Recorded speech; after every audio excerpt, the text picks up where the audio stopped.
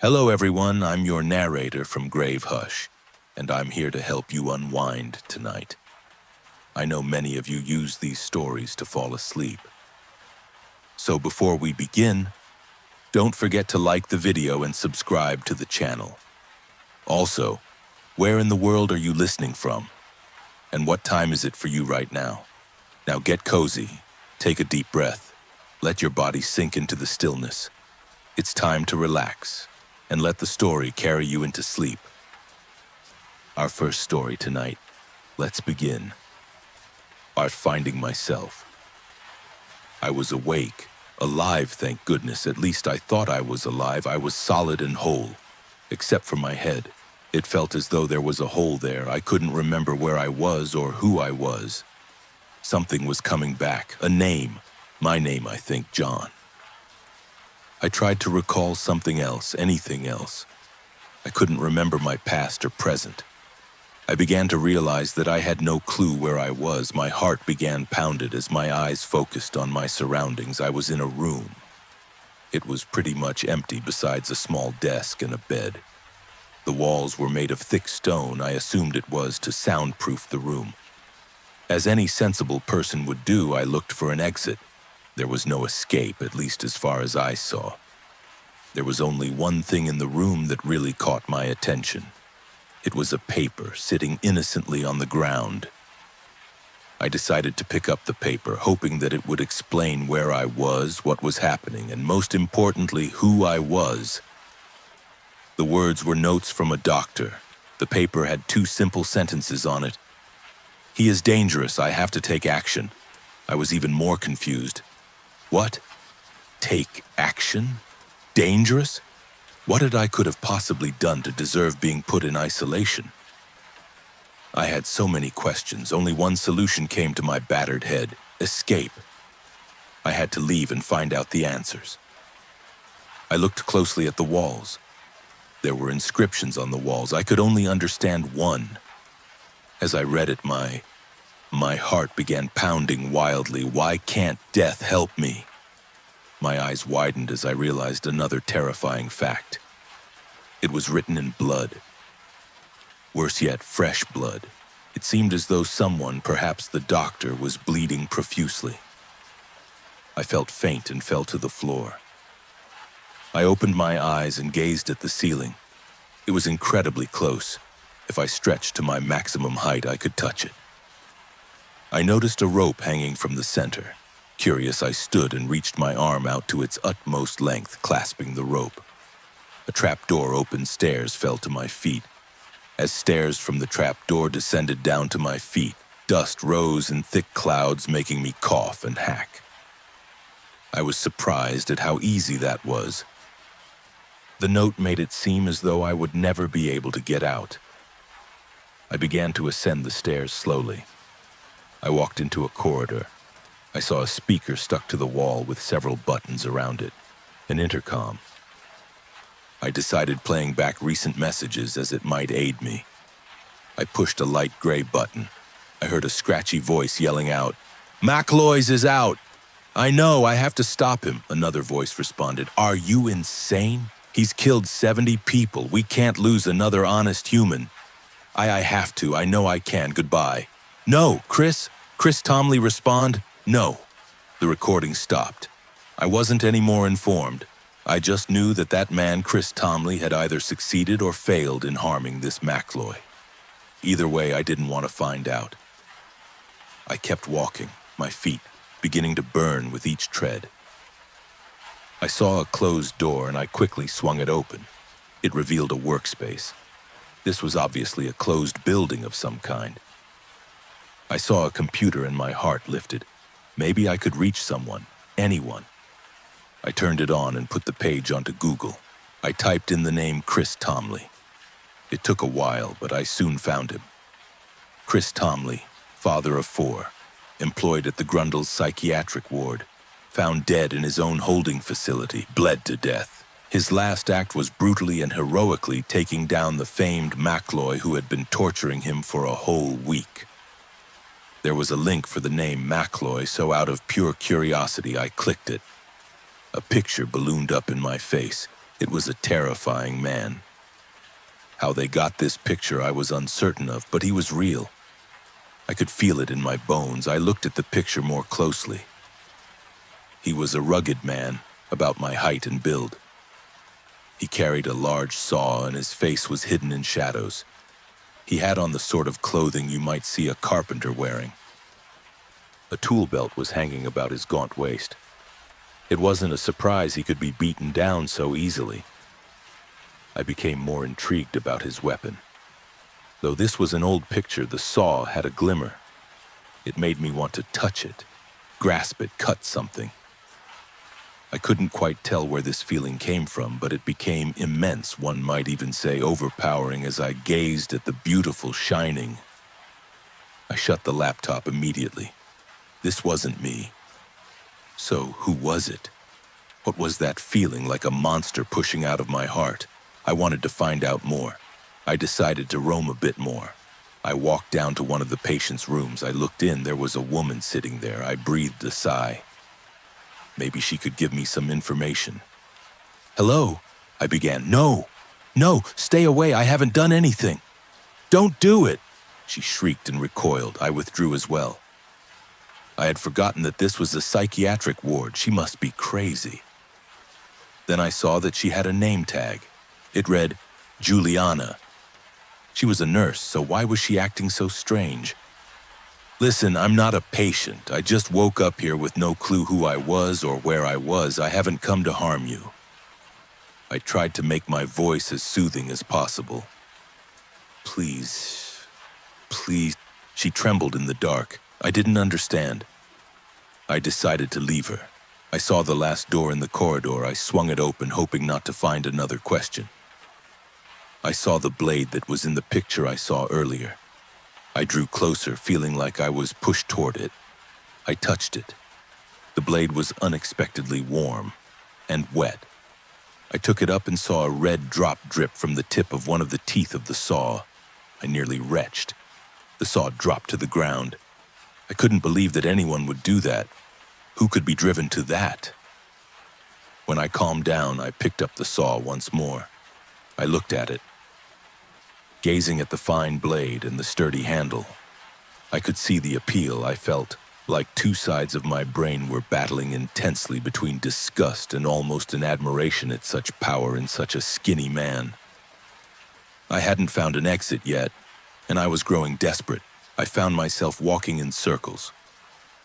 All I could think of was that woman yelling at me. I finally collapsed from exhaustion and hunger. When I woke up, I saw a man standing in front of me. He was wearing a black, sleek suit. He was rugged and handsome. I looked up at him. "Who are you?" I croaked, throat dry from lack of water. He skipped the question and said instead, "You disappoint me, John. I figured you would recover easily from a small bump on the head." "What?" I asked. "Amnesia? How pitiful. Have you really not figured it out yet?" "Figured out what?" I was beginning to get irritated at the pompous behavior that flowed from his face. "Oh, how do I say this? You are John McCloy." He stated each word firmly. "And if you don't know who that is..." I was stunned. "No," I said. "Oh, yes." He contradicted coolly. "Well, then how come I haven't been killing left and right? How come I don't know where the exit is? How come it took me so long to figure out my name? Who are you?" Those are some of the side effects of amnesia, aren't they? As for who I am, well, I'm just a little friend. I guess I've changed then. "Not really." He smiled evilly. I was very scared of what was coming next. The man took out the saw that had been haunting me in my mind.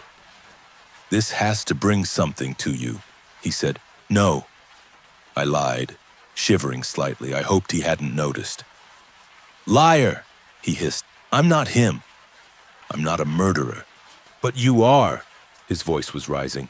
"You have been ever since your family was taken away from you. Ever since you were alone."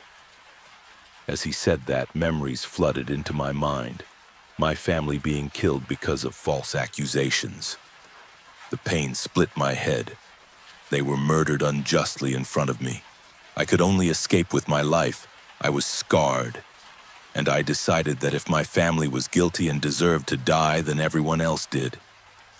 Morals and logic meant no more. The blood rushed to my eyes, my heart was pumping.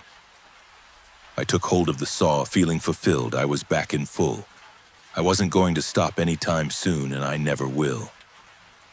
Story 1 ends here. Now, let's begin story 2.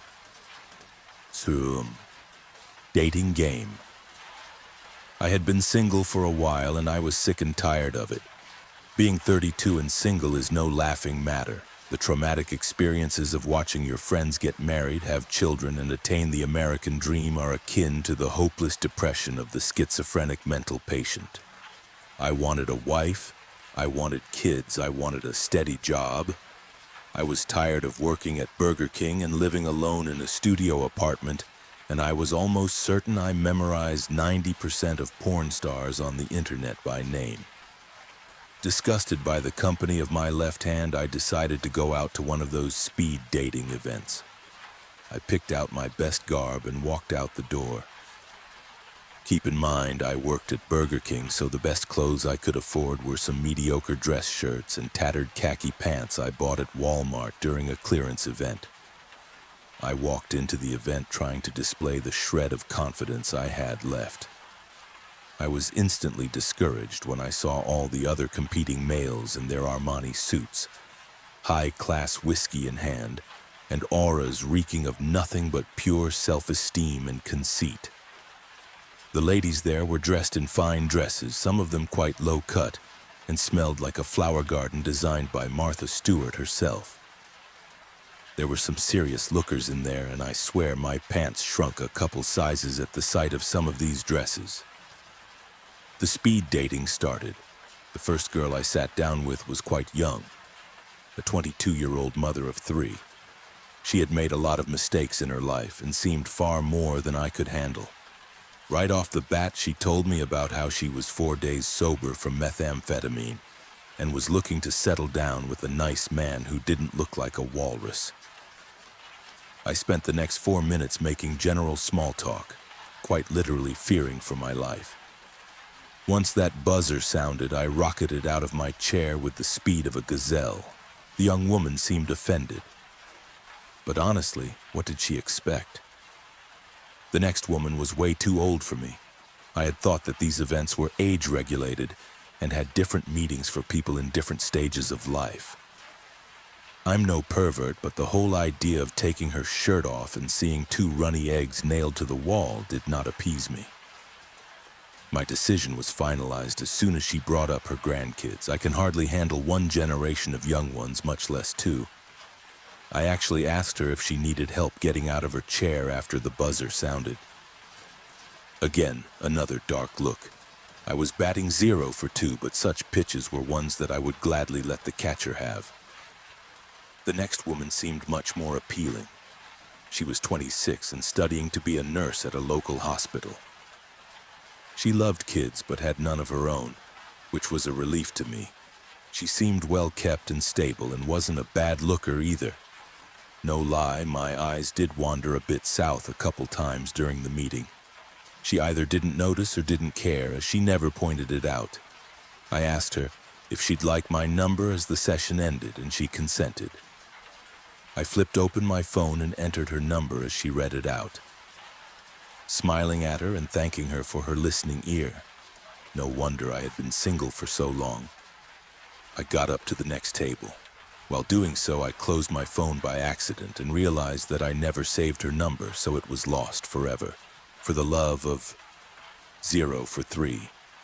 The next table was empty. What a joke. If I wanted to sit and stare at a wall, I would have stayed home. Nothing really to say here. Moving on. This is where the story begins getting dark. The woman I met at the next table was the most interesting of all, but not in a bad way. She had long, flowing dark hair and green eyes. She had this cute smile, and man, what a tight body on this one. Black dress, black shoes, black everything. For someone dressed in such a gothic manner, she had such a bubbly personality. Everything I said made her giggle, and I felt like a king just talking to this girl. He was 27 and currently unemployed. She was married to a husband before, but he had left her after their 2 children died of leukemia. She told me that the cancer was entwined with her lineage, dating back as far as the 18th century. Therefore, in numerous fits of emotional rage, her ex-husband blamed her for giving the children cancer and left. Too pained by the loss of her entire family, she moved to the city a few weeks ago and was living on unemployment, unable to continue working at her job due to the crippling depression and panic she suffered as a result of her abandonment. Despite the torment in her life, she never seemed depressed about it. Either she was incredibly optimistic about life or she was one of the best actors I had ever seen. Either way, I was willing to take a shot. I asked her if she'd like my number. It turned out that she had some bad meetings at this particular convention herself and wanted to take off to do something more fun. She tossed me an invite, and seeing as I was a lonely 32-year-old man, she didn't have to ask twice. I never understood what she saw in me over all the other guys. I was beaten and broken with no aspirations to better my current situation. Maybe she understood how I felt, considering all the pain she felt herself, and decided to get to know who I really was under this cocoon of emotionless insecurity. I sensed a thread of compassion intertwined between all that stress and trauma, willing to lend an ear to anyone that felt the same pain as her. I was truly transfixed by her presence, drawn to her character. I had never felt like this before. We decided to go to a pool hall. Apparently, she used to be a regular at another pool hall by her old house, winning local tournaments and making a name for herself. And she wanted to check out the scenery here. I wasn't too shabby at the table game myself, so I was excited. Every shot she made was perfect. The balls just sank into the pockets like each pocket was a black hole just waiting for something to trespass into its field. Out of the 17 games we played, I think I made around 23 shots. She just kept running the table. It was funny because she kept apologizing for being so good. I waved the apology and complimented her on her skill, causing her to giggle more.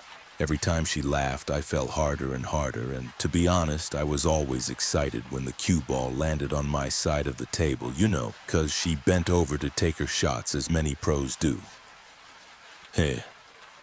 We left after that. She said she had to get home as she had some errands to run, being new in the neighborhood and all.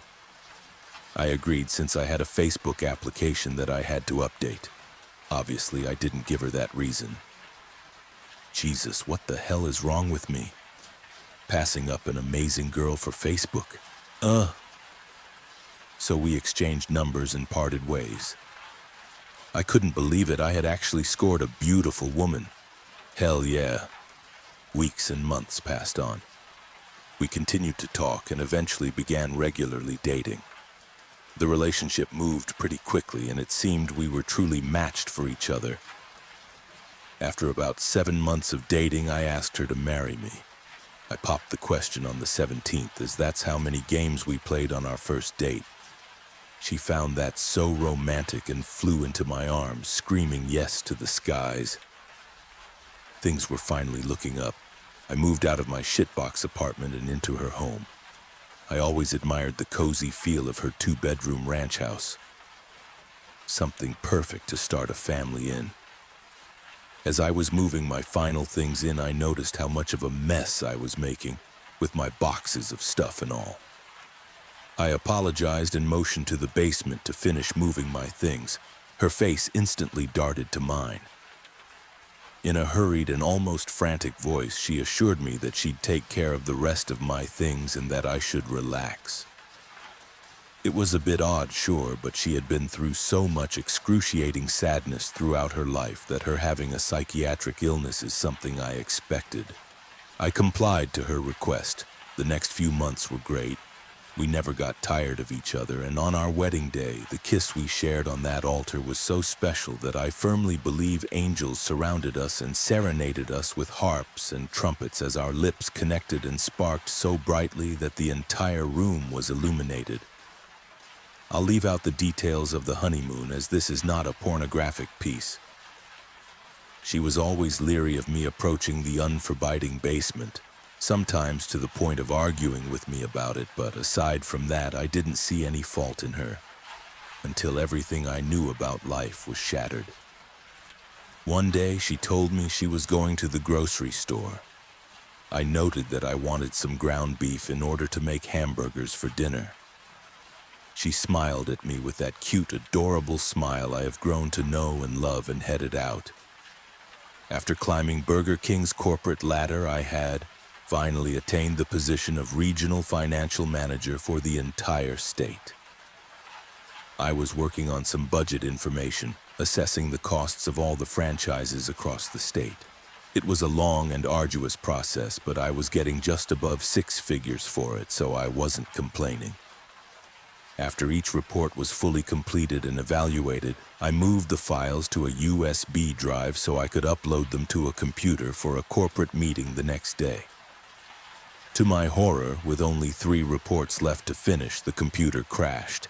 If I didn't finish these reports, I would surely lose my job.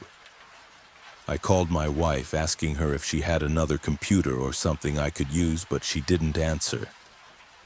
I rummaged through the house to find something to finish these reports with, to no avail.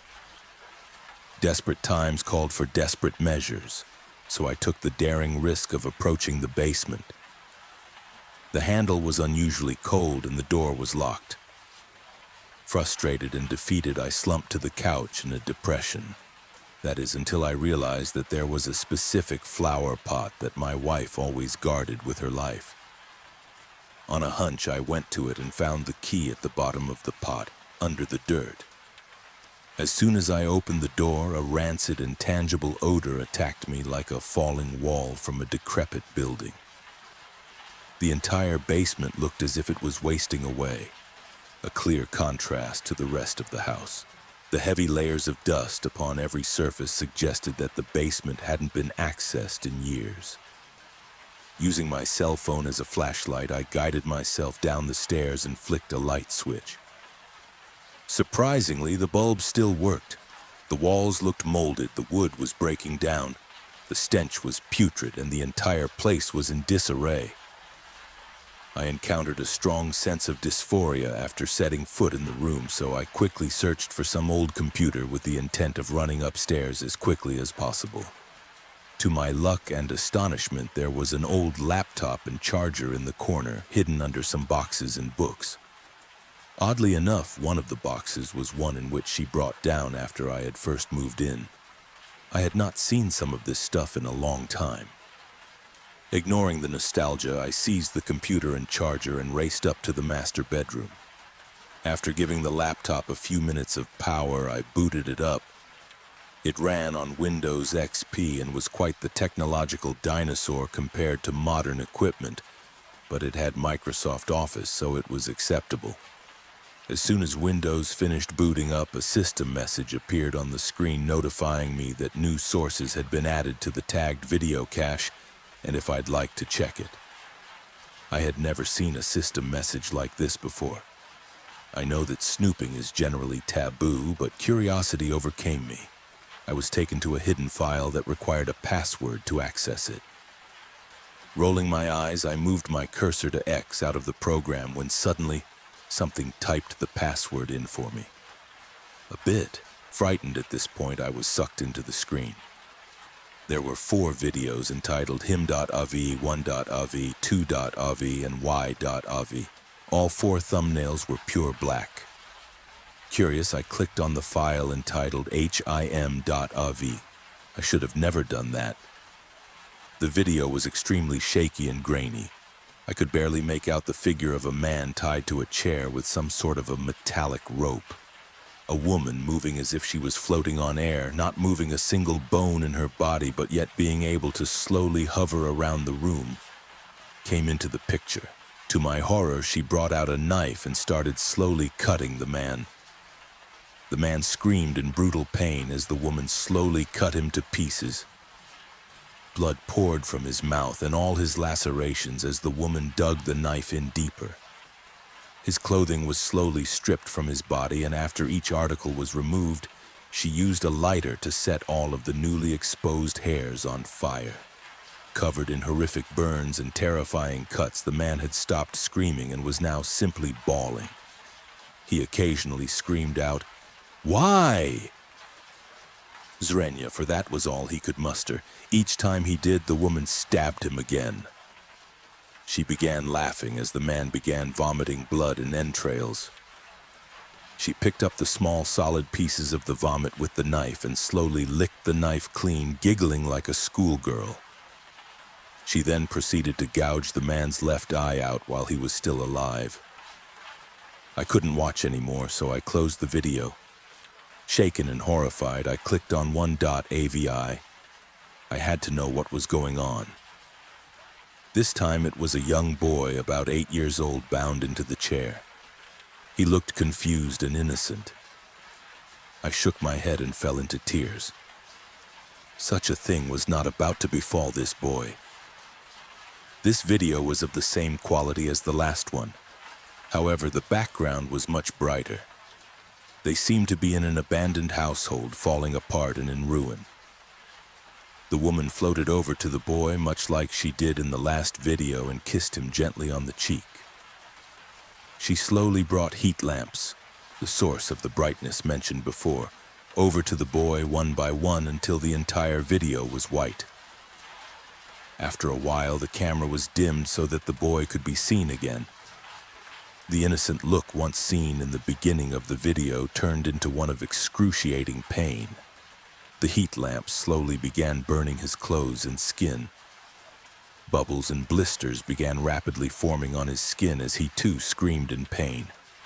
As with the man in the last video, he screamed, "Why?" and was punished each time by being brutally lashed with a belt studded with pieces of what appeared to be broken glass. The blisters began to boil as the child was roasted alive. Eventually, the screaming stopped and the boy fell into seizures. At this point, the same giggling in the last video could be heard again, this time even louder. She then took a knife and carved "I deserved this" into the child's melting torso as he screamed. Eventually, the boy stopped, moving. I closed out at that point. I needed to see the next one. I had to witness this. This had to be stopped. With such a determination, I clicked on 2.avi. This time, there was no one strapped to the chair. Instead, an infant car seat was in the chair with what seemed to be a newborn infant tightly strapped inside. Like the previous videos, a woman floated over to the child. She rubbed its head and briefly went off camera. She came back with a syringe and violently stuck it into the child's body, injecting a blue liquid into the child. Unique to the collection, the video began fast-forwarding. At first, the infant seemed normal, happy, smiling, and carefree. As the fast-forwarding progressed, the child grew more and more uncomfortable. It started coughing and wheezing. It began puking up a white liquid and began crying, almost as if it too was saying, "Why?" A dark bottle was briefly placed in front of the camera and the words, "Tasty juice" were written upon it. The bottle was turned over to reveal its contents, a blue liquid that sizzled when it reached the ground. Blood-curdling screams erupted from the baby as it fell into more of an unstable condition. As the shrieking child grew closer to death, the same giggling in the previous videos presented itself, but this time, it was far louder than before. Determined to make it to the end, I fixated my eyes upon the screen despite how much they were tugging at me to look away. The woman was screaming in laughter louder than the baby was at this point. She floated over to the child again, unstrapped it, grabbed it by the legs, and, to my utter shock, swung it head first as hard as she could at the wall. The child's head exploded upon impact, leaving cranial viscera and fluids draped all over the wall. The video then went black. Shaking, I forced myself to click on y.ovi. Before the video played, I noticed that this file was modified within the last hour. Almost blinded by fear, I swallowed my apprehension and opened my eyes. This time, there was just the woman. No other person was present. She was facing away from the camera and was speaking in a demonic tone. I can't recall exactly, but here's a paraphrased transcript of what she said. "Hello? Clearly by now you know that I'm not the person you thought I was. I'm a sick and twisted woman. I love this. It makes me so happy to see somebody die, especially at my hand. I know you're watching this, and I know you're terrified. The ghosts of those I have killed are swarming around you right now, telling you to pull away from the screen, to save yourself.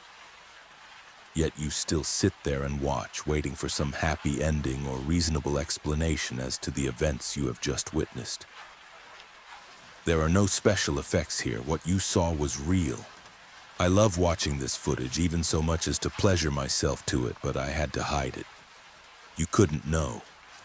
Your lonely piece of shit brain would tell you to turn me in. You were so desperate for love, you fell in love with a serial killer." The woman turned around instantly, and I recognized the face of my wife. I couldn't even feel emotion at this point. I didn't know what to think. My memory had fallen to pieces. I didn't know where I was or who I had been or what I was about to go through. Everything in my life died as I saw the once happy and bubbly eyes that I once saw in my wife become vapid and emotionless. A smile crept across her face, one that makes me quiver in malaise upon the slightest thought of it. This wasn't possession. This wasn't mental illness. This was just evil. So evil. The video continued. "It's quite a shame. I really loved you. We had this passion. Hey. Remember the giggle? I made you fall in love with me. I tricked you. I lied to you. And want to know the best part? I knew you would find out. I couldn't keep the secret forever. Eventually you'd find the key to the basement. Eventually the stench would become too strong. Eventually the decaying foundation would begin to topple the house. And eventually you'd finally realize that my children never had leukemia and that my husband never left. I killed them. And they're closer than you think.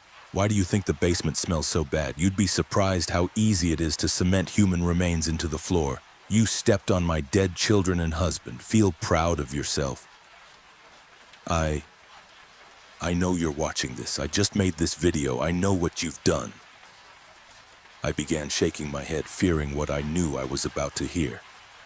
A cold sweat crept upon me as I suddenly felt two eyes bore into the back of my head. I was paralyzed. "Those noises you're hearing aren't the pipes. Turn around." I slowly turned and froze as I met the psychotic eyes of my wife. She began to giggle. I don't know what happened after that. I've been told by the police that people heard screams coming from my house during my attempted murder and called the police. I was told by physicians that I was violated with the sharp end of a screwdriver and that she placed a block of hot ice on my lap. I was tied to a chair, the same one as was used in previous videos, and was videotaped. All the videos are now in police custody, and I refuse to see mine. My wife was given the death penalty. I was present at the execution. Her last words were to tell me that she would never leave me, that she would always know where I was, that she would never give up on my murder, and that she never left a job unfinished. She was sure to tell me that I would see her again, that she'd send another minion to finish the job. She finished by telling me that I would never be safe. Ever. She survived the first 3 attempts at lethal injection, but died on the 4th. She was smiling, and she giggled like a little schoolgirl right before she died. I have been through extensive therapy, and years later I have been able to overcome the horrific trauma I saw and experienced. I still make 6 figures a year. I have made a good network of friends, and my life has been incredible. I feel accomplished and successful, something I never felt before. I am now confident, So confident, in fact, that I am going on a date tonight with a girl. She's cute too, with this long, dark, flowing hair and vibrant green eyes. Story 2 ends here now. We drift into Story 3. Eversion. There lies a darker world under us, an eversion of all there is, though I wonder if that place is more real than ours. Unknown. I wake up to darkness. I might as well not have woken up, considering that closing your eyes has the same effect. I move the palm of my hands in vast circles and see only the outer edges. This makes me breathe out of my nose at the sight. The drone of the alarm continues as I blink and my eyesight begins to adjust to the dim glow in the room. I slam my hand out on the table next to me and silence the alarm. I try to fall back into the void of sleep, for those evanescent dreams had more of that substance. I don't know what it is called, that I can see and enjoy, dancing to and fro in joyful delight unheard of on this world. Yet I can't sleep. I have to get up. The whisper tells me to get up. So I raise my body and crack my back. I have to keep going. I look around my room with its corroded walls, makeshift stands that you might call tables, and a TV that has a crack in the middle. I scratch my head and place my bare feet on the festering floor. The day begins. The whispers begin their sounds. Like air, they are constantly there. Like air, they are always near me. I start with the daily grind. I use the murky shower water that is centuries old to wash myself of yesterday's grime with new grime. I then go into the kitchen and eat the stale cereal and place on myself my moth-ridden clothes. As I put on my clothes, I hear the whispers telling me to leave. This is a reminder that I am alone in the house, and I take greater time to leave. I then splash some water on my face and blink 3 times. I inhale and exhale, and the daily grind is over. I put on my shoes and let in the cold air outside. I do not have to squint like I have to do in my dreams, for the clouds always made sure that the atmosphere was nothing but broken hues of the gray scale. "I'm going," I cried out to the empty house. I hear a slight sound that approves my going. "Very well," it says, "carry on," and I move my feet over the threshold. A few steps forward, I turn around to get a quick reality check on my surroundings. I see my apartment all ravaged and bare, and the paint peeling off in a myriad of angels. The shingles of the roof are torn off, and I can see weeds going through the cracks of the apartment's foundation. The decimated glass of the window is the newest thing on the building, and even they were beginning to fade from their old splendor. Yup, business as usual. I crack my neck again and move through the broken parkways and on the sidewalk. I would take the streets since they would be a more direct path towards the school. But I can still hear the whistle of car tires, and I am fearful for some reason that they will come and hit me. So I keep myself on the sidewalk and continue until I reach the crosswalk that leads to the dead field. The dead field is a vast expanse of pale grass that connects the school to my apartment, and I use it to cut time on having to looking at anything near me. It has been there since the day I was born, if I recall. Trees, I've been told, once dotted it and created a tranquil aura around it that made it pleasant to walk through. But now it was just a husk of its old splendor. Dead grass is all that dots the patch of the decaying, dead grass always swaying in defeat instead of tree leaves swaying in splendor. Dead moving perpetually, full death, forever. The best part is that this field is the one with the most life for miles on end. It is the most fertile and the most luxurious, though it was still not pleasant to the eyes. If it weren't for these features, I would be taking a much longer path towards the school. For even after all these years of living in this place, it is still discontenting to see the city in its now ravaged state. I hear a whisper and I move on from these reminiscent thoughts. As I reach the crosswalk, I wait for a moment for the whistle of the tires to cease. I pretend that when the whistling stops, the cars and the people inside them also stop and let me through. It makes feel less forlorn in this desolation and creates a sense of filling in the empty space of the roads. When the whistles finally held their cries, I walked out through the faded crosswalk and quickly took a right towards the field. I looked around to see that the clouds above were not moving, as always, and that the dead grass was swaying back and forth with the wind. Everything above and below was placed in the same spot of motion. It was as if everything were stuck on repeat. Again, business as usual. I placed my hands in the pockets of my faded jeans and calmly walked through the field.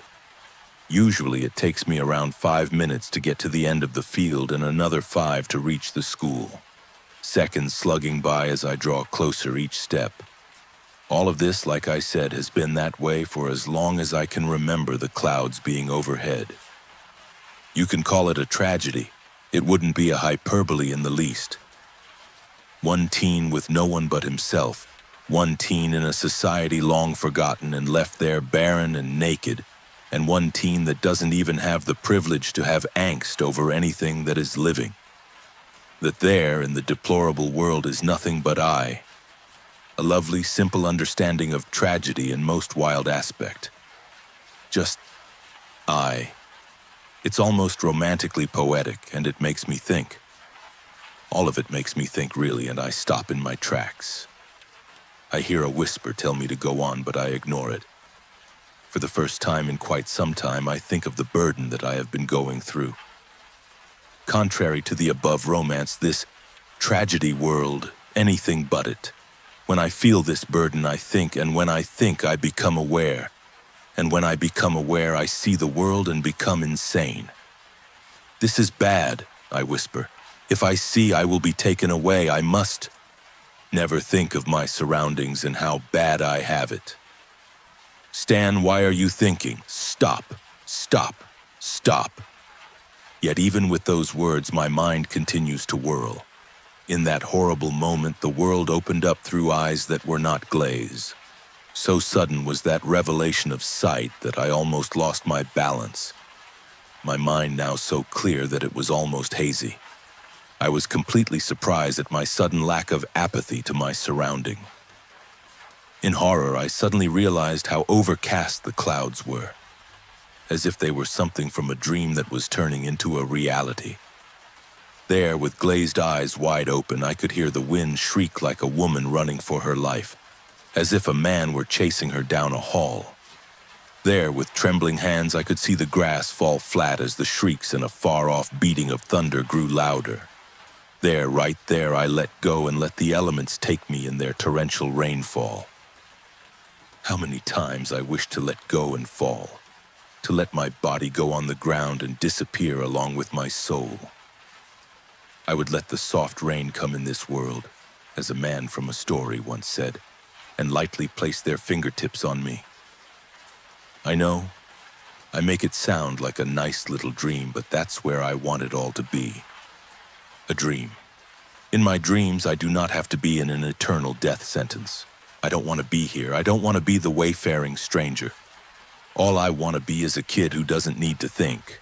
A kid who doesn't think in grand, exuberant words to calm himself, but in colloquial bits and phrases. I don't want to be, but I am. Through this torment, I feel a wave of warmth blast me and push me away from those sounds and sights of the world. I grasped my heart and wavered in a place where time did not exist and yet motion did. I became dazed, mind spinning, endlessly spinning, eternally spinning. Eventually my legs unfroze and I fell over. As I lay dying, I heard a faint cry from someone. It was almost familiar in its tones, like it was someone I knew from a long time. In fact, I could have sworn there was a name to that voice. Kyle. No. I'm almost. I stopped listening to it anymore. I ignored the voices and whispers, and I let myself fall into an eternal sleep where I would never wake up. No. No. He is going into another seizure, but this one he is not shaking it off.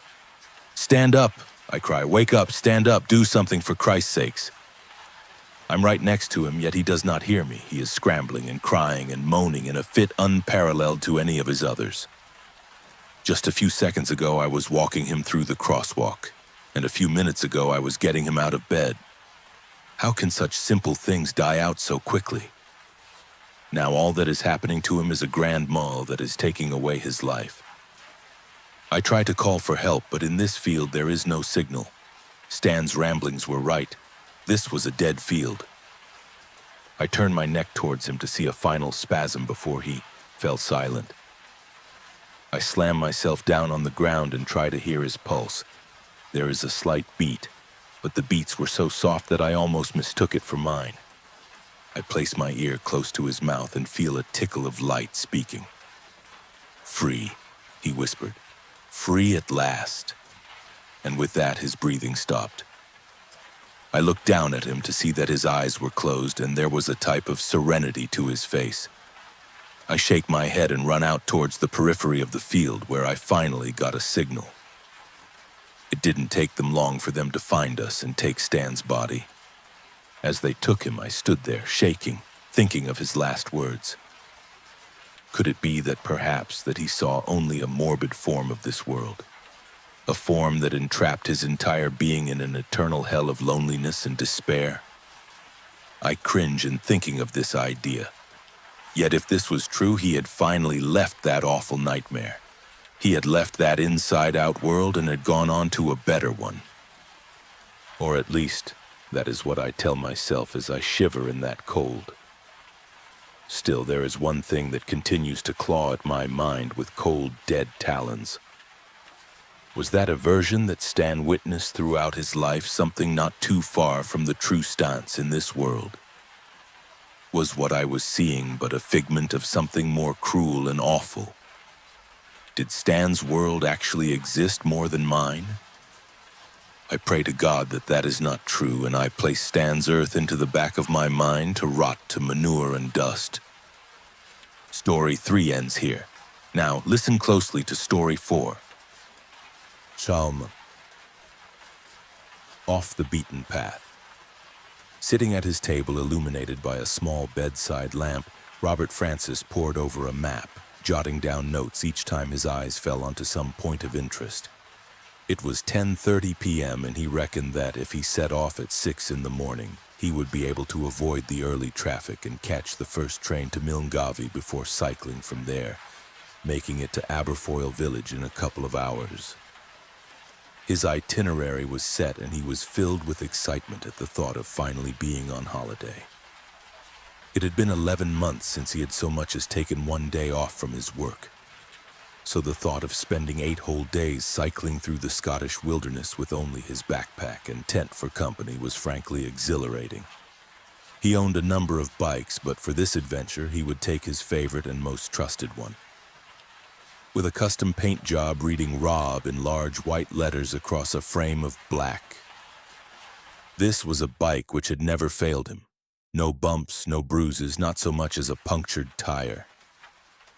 In the morning, Robert woke filled with excitement, starting the day with purpose, negotiating the little traffic there was in the city with glee before he knew it. He was hopping off of the train in Milngavie and making his way along quiet country roads towards Aberfoyle. Scottish summers are notoriously unpredictable, and it was colder than Robert had expected, but he did not care. As he made his way through the open countryside, passing the occasional car or rural household, a smile crept across his face. Cycling was his passion, and Robert was in his element. A couple of hours passed as the sparse yet rolling green hills soon gave way to a more imposing and altogether impressive setting. Slight hills soon became domineering mountains. Pockets of woodland soon gave way to thick and visually impenetrable forests. And wide open roads soon made way for their narrower and less trodden counterparts. It was not long before the welcome sight of the village of Aberfoyle came into view, flanked on one side by a steep incline dotted with picturesque cottages, and on the other a wide open plain stretching out towards a mountain range in the distance. A childish excitement grew in the pit of Robert's stomach. Aberfoyle was the last evidence of humanity which he wished to see for the next 8 days, and on leaving it behind he would truly be alone, able to relax in the serene beauty of the Scottish countryside. It was now on to Queen Elizabeth Park, one of Scotland's largest nature reserves, and into the true wilderness which it contained. After stretching his legs on the unusually deserted Aberfoyle Main Street, Robert embarked on the last leg of his journey for the day. Within minutes he was out of that small, innocuous town and into the unknown. For the past 3 months he had been in a quandary about where to go on his adventure, but when he passed over an old stone bridge with a babbling stream underneath like 1,000 voices whispering for attention, and found himself face to face with a forest which covered the hills, mountains, and valleys like a blanket, for as far as the eye could see, he knew he had made the right decision. A dirt road cut through the labyrinth of trees, and it occurred to Robert that, as he cycled further into the reserve, the sun seemed to diminish with each mile, blocked by the huge pine trees on either side as if light itself were an unwelcome visitor. By 6 o'clock, the sun was dipping towards a line of craggy mountains on the horizon. It was time for Robert to find a suitable place to camp for the night. He continued onward, struggling over uneven hills and patches of wet mud, scanning his surroundings for a suitable location to camp in. Finally, he spotted a small clearing in the forest not far from the road. Clambering through some thick underfoot and entangled bushes, Robert managed to haul his bike through the tree line and then into the clearing. It was a small pocket of grass, and several fallen trees were spread across the area. Trees which Robert assumed had created the clearing in the first place. After finding a flat patch of grass, he set his tent up for the night, gathering some dry wood nearby, which he gleefully turned into a campfire with the aid of some lighter fluid and matches. Building fires was one of Robert's favorite parts of camping in remote areas. He often thought that there was something of the arsonist about himself, but that was a fact he kept only for his trips into the wild. And in any case, he loved nature and was always careful not to harm it. Night fell, and unimpeded by the false light of man, the stars shone bright and bold. After a few hours of sitting next to the warm glow of the fire, Robert reluctantly turned in for the night, excited by the prospect of another day's adventure in the morning. In the early hours, the fire still smoldering, and Robert felt refreshed and rested, more so than he had done for many years. Packing up his belongings and making sure the fire was extinguished, he set off once again. It had rained slightly during the night, but thankfully the road was relatively dry. After cycling for another hour, Robert noticed a change in the landscape. It had become more unkempt, less constrained. The trees seemed closer together, and any occasional gaps in the forest scenery were filled by clearings and small fields which had obviously been left unattended for countless years. Robert realized that he had traveled far enough into the forest that he was now out of the reach of even the park rangers, who would normally maintain such a place. It seemed as though, beyond this point, the land had been neglected by its carers for some reason. The thought that even those familiar with that wilderness were afraid to tread there flirted with his attention momentarily before being quickly dismissed as a flight of fancy. The sky grew gray as the day wore on, and it was clear that rain, of a substantial volume, was well on its way. After pushing his bike up a steep incline, which he felt was too uneven to cycle on, Robert reached its peak, revealing a landscape which opened up, sprawling forward between pockets of woodland and still, stagnant pools of water slumbering in a deep-set valley below which stretched across the land for miles. It was populated by sparse areas of long, vibrant grass, which in places gave way to the wandering boundary of the forest. With rain imminent, Robert decided that he would set up camp early in a wide circle of grass he could see at the foot of the hill. Not half an hour later he was there, the tent was up, and all that was left was to gather some firewood.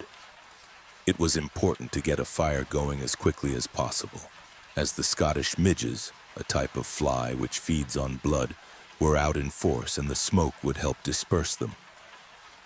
The only problem was that Robert had picked a camping spot dominated more so by grass, bushes, and shrubs than trees. He would have to venture out across the valley for a little while and gather from one of the wooded areas nearby. A collection of pine and fir trees which seemed to form an isolated island of woodland about half a mile across was close enough to his camp, and after 10 or 15 minutes trudging through the long green grass, occasionally sinking his foot unwittingly into remnants of a marshy bog below, Robert found himself at the edge of the woods. Its boundary was dominated by older trees which had long since withered, covered by thick brown hanging moss, nature's own burial shroud.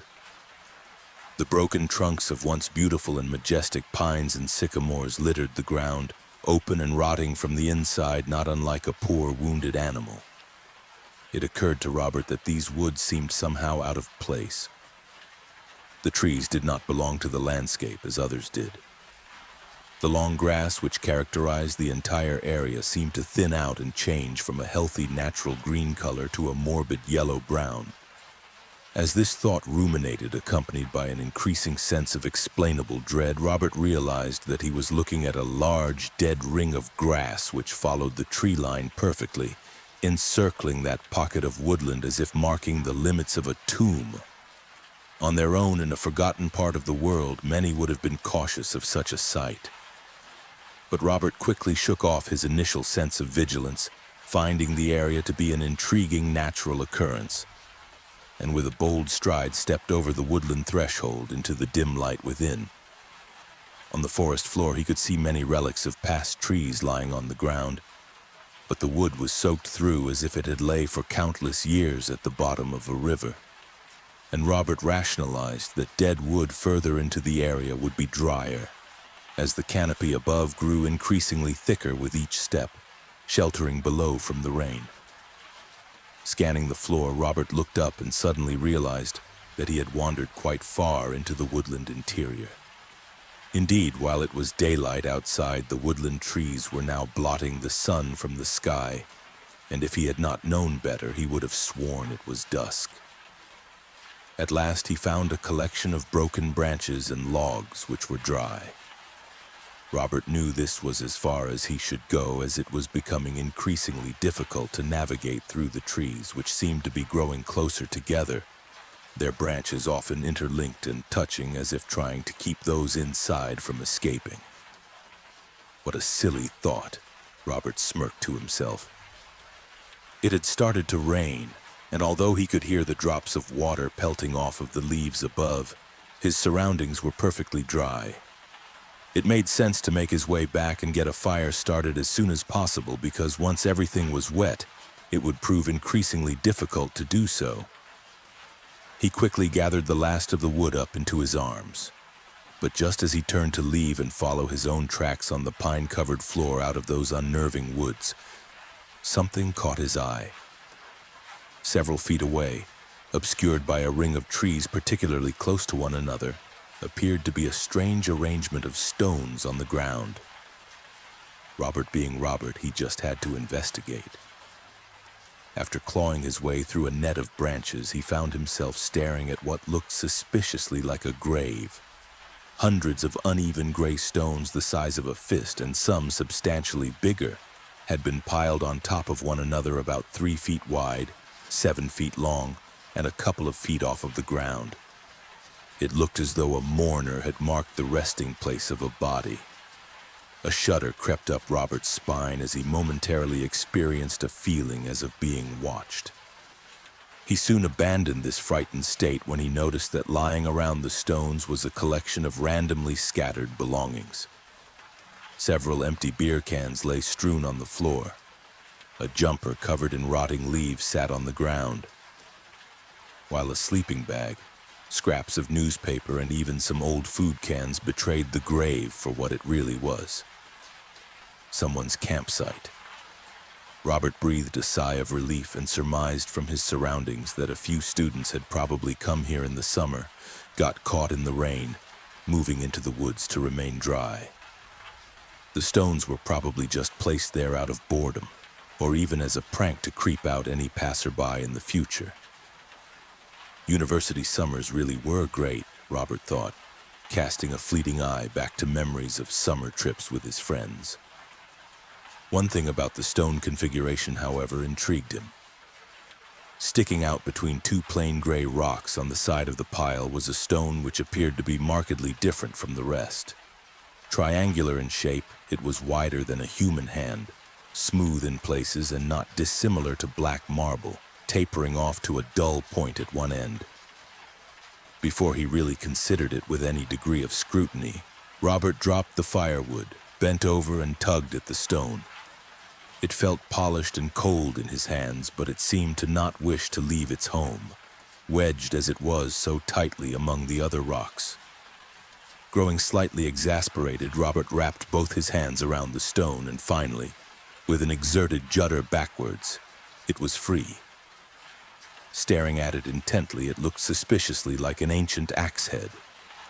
Whether it was or not, Robert was not qualified to answer, but it certainly looked like a man-made object, and he could see chisel marks along its side.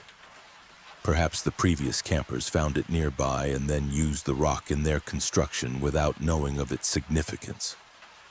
Robert was excited by the prospect and knew instantly that on his return home he would ask a friend of his who had studied archaeology at university whether it was what he suspected. After examining the object for some time, Robert was reminded by the sound of rain above that he really should make his way back to his campsite. Pocketing the stone, he bent over to pick up the firewood, but as he did so, he heard a noise. It appeared as though one of the stones on the pile had slid off and landed on the ground. A creeping sense of unease slowly started to exert itself upon Robert's nerves.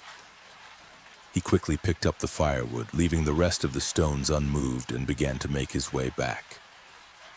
With every step, something deep within himself was telling Robert that he was no longer alone, and in fact that he was being followed by someone in the woods, but with every glance backwards he could see nothing. A few times he even fancied that he heard the sound of twigs and pines cracking underfoot, but again, no one was there. Breathing a sigh of relief, the tree line came into view, and Robert was filled with delight knowing that in a few moments he would be back out in the open. But just before he reached the periphery of the woods, he heard a crack again. This time it was definite. It was louder than before, more pronounced, and accompanied by the hairs on the back of his neck rising in unison. He was convinced that someone was standing just a few feet behind, staring at him. Caught between the fear of knowing and the fear of not knowing, Robert finally turned around slowly. Yes, there it was. He saw it. Only for a moment, but he saw it. A shoulder or arm, something disappearing behind a tree nearby.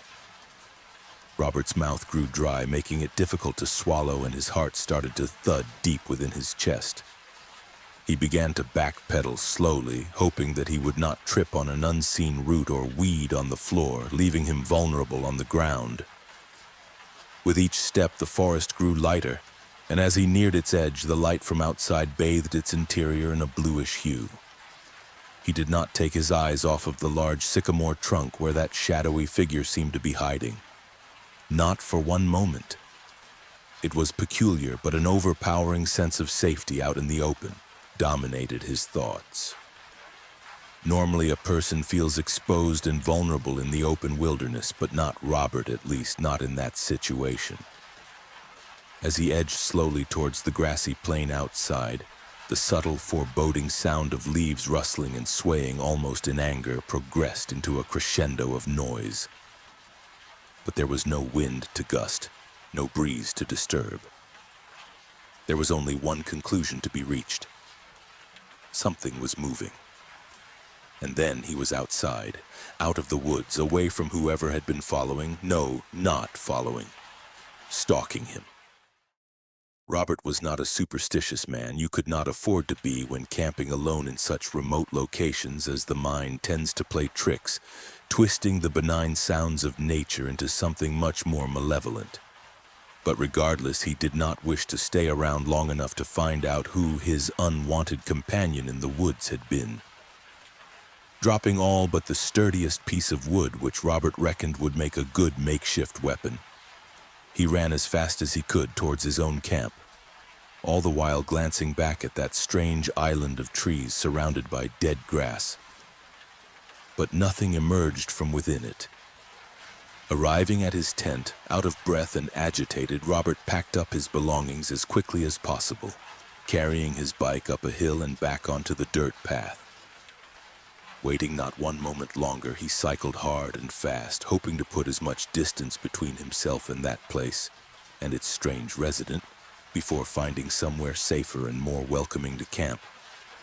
The road was now nothing but a single track of mud which covered Robert in a shower of dirt every time his bike sloshed through an uneven depression in the ground. The weather was bitter, unusually so at that time of year, and the rain, accompanied now by a freezing wind, battered his face, making each foot of progress feel like 100. Robert tried to continue onward for as long as he could, hoping to leave the necessity of making camp until the last usable ray of sunlight. But after a couple of hours, the skies opened further and the rain came down in sheets. He had to find shelter, and quickly. Robert concluded that he had put at least 15 or so miles of winding, difficult track between himself and that bizarre coven of trees. Regardless of whether it felt enough or not, it was simply impossible to continue due to the elements. On the left-hand side of the path, there was a rather steep drop which led down into a large field, but it would not provide the shelter Robert knew he required. To his right was a humble gradient of grass which rose up into another wood. Following his strange experience from earlier, some hesitancy did present itself to him, but he again dismissed this as preposterous, and after pulling his bike up through the grass, entered the forest. The torrential rain filtered through the tree canopy, and it took a while before Robert could locate a suitable spot to camp. Finding a large bush under several tightly knit fir trees, he pitched his tent there, as the area remained relatively protected from the horrible weather outside in the open. Using some dried roots, grass, and twigs from the forest floor, he was able to start a small campfire which allowed him to cook some food while raising his spirits. Night began to close in, and as the wind and rain diminished, the sound of sausages sizzling in a frying pan on the fire provided the first sense of well-being and comfort that he had experienced since the morning. Thinking over his experience in those woods, Robert began to rationalize the events. He had found various belongings in there: a sleeping bag, clothes, food, and beer cans. It was obvious now that he had just disturbed a fellow camper. Someone who no doubt became frightened seeing another human being wandering around their campsite in the middle of nowhere. That must have been it. The man, and he was reasonably sure that it was a man from the little he had seen of him, probably hid behind that tree because he was simply scared or unnerved. Robert relaxed into a sigh of relief, but just as he did so, he slipped his hand into his jacket pocket. Touching its cold black surface, he had completely forgotten about the unusual stone he had picked up from that collection of oddly arranged rocks. Removing it from his jacket pocket and observing it in the low red light of the campfire, Robert was certain that it had been shaped by human hands. It felt old, ancient even, but he would wait to contact his archaeologist friend before getting his hopes up too much. He would have to admit, though, that the idea of finding a relic from the past was something which thrilled him deeply. Since he was a child, he had always been obsessed with hidden or undiscovered history, which perhaps explained his fascination with exploring the Scottish countryside, a land steeped in stories and myths of strange and forgotten peoples. Above all else, he hoped that it was of Pictish origin, that mysterious indigenous people who vanished without a trace over 1,000 years ago. Something which historians still ponder and puzzle over. Of course, in all probability, it was a modern replica, but the romantic side of Robert's personality hoped that it was so much more and enjoyed entertaining that hope. As he stared at the relic, something unusual began to filter into his awareness. Something different. Above the crackling sound of the fire, the now subtle wind, and the occasional rustle of a woodland animal nearby, came a noise. It was distant, how far Robert could not tell, but it echoed out through the ridges and valleys nearby, scattering through the trees in the dark. It repeated again and again with only a moment's pause between utterances. And it was an utterance of some description. An animal, perhaps?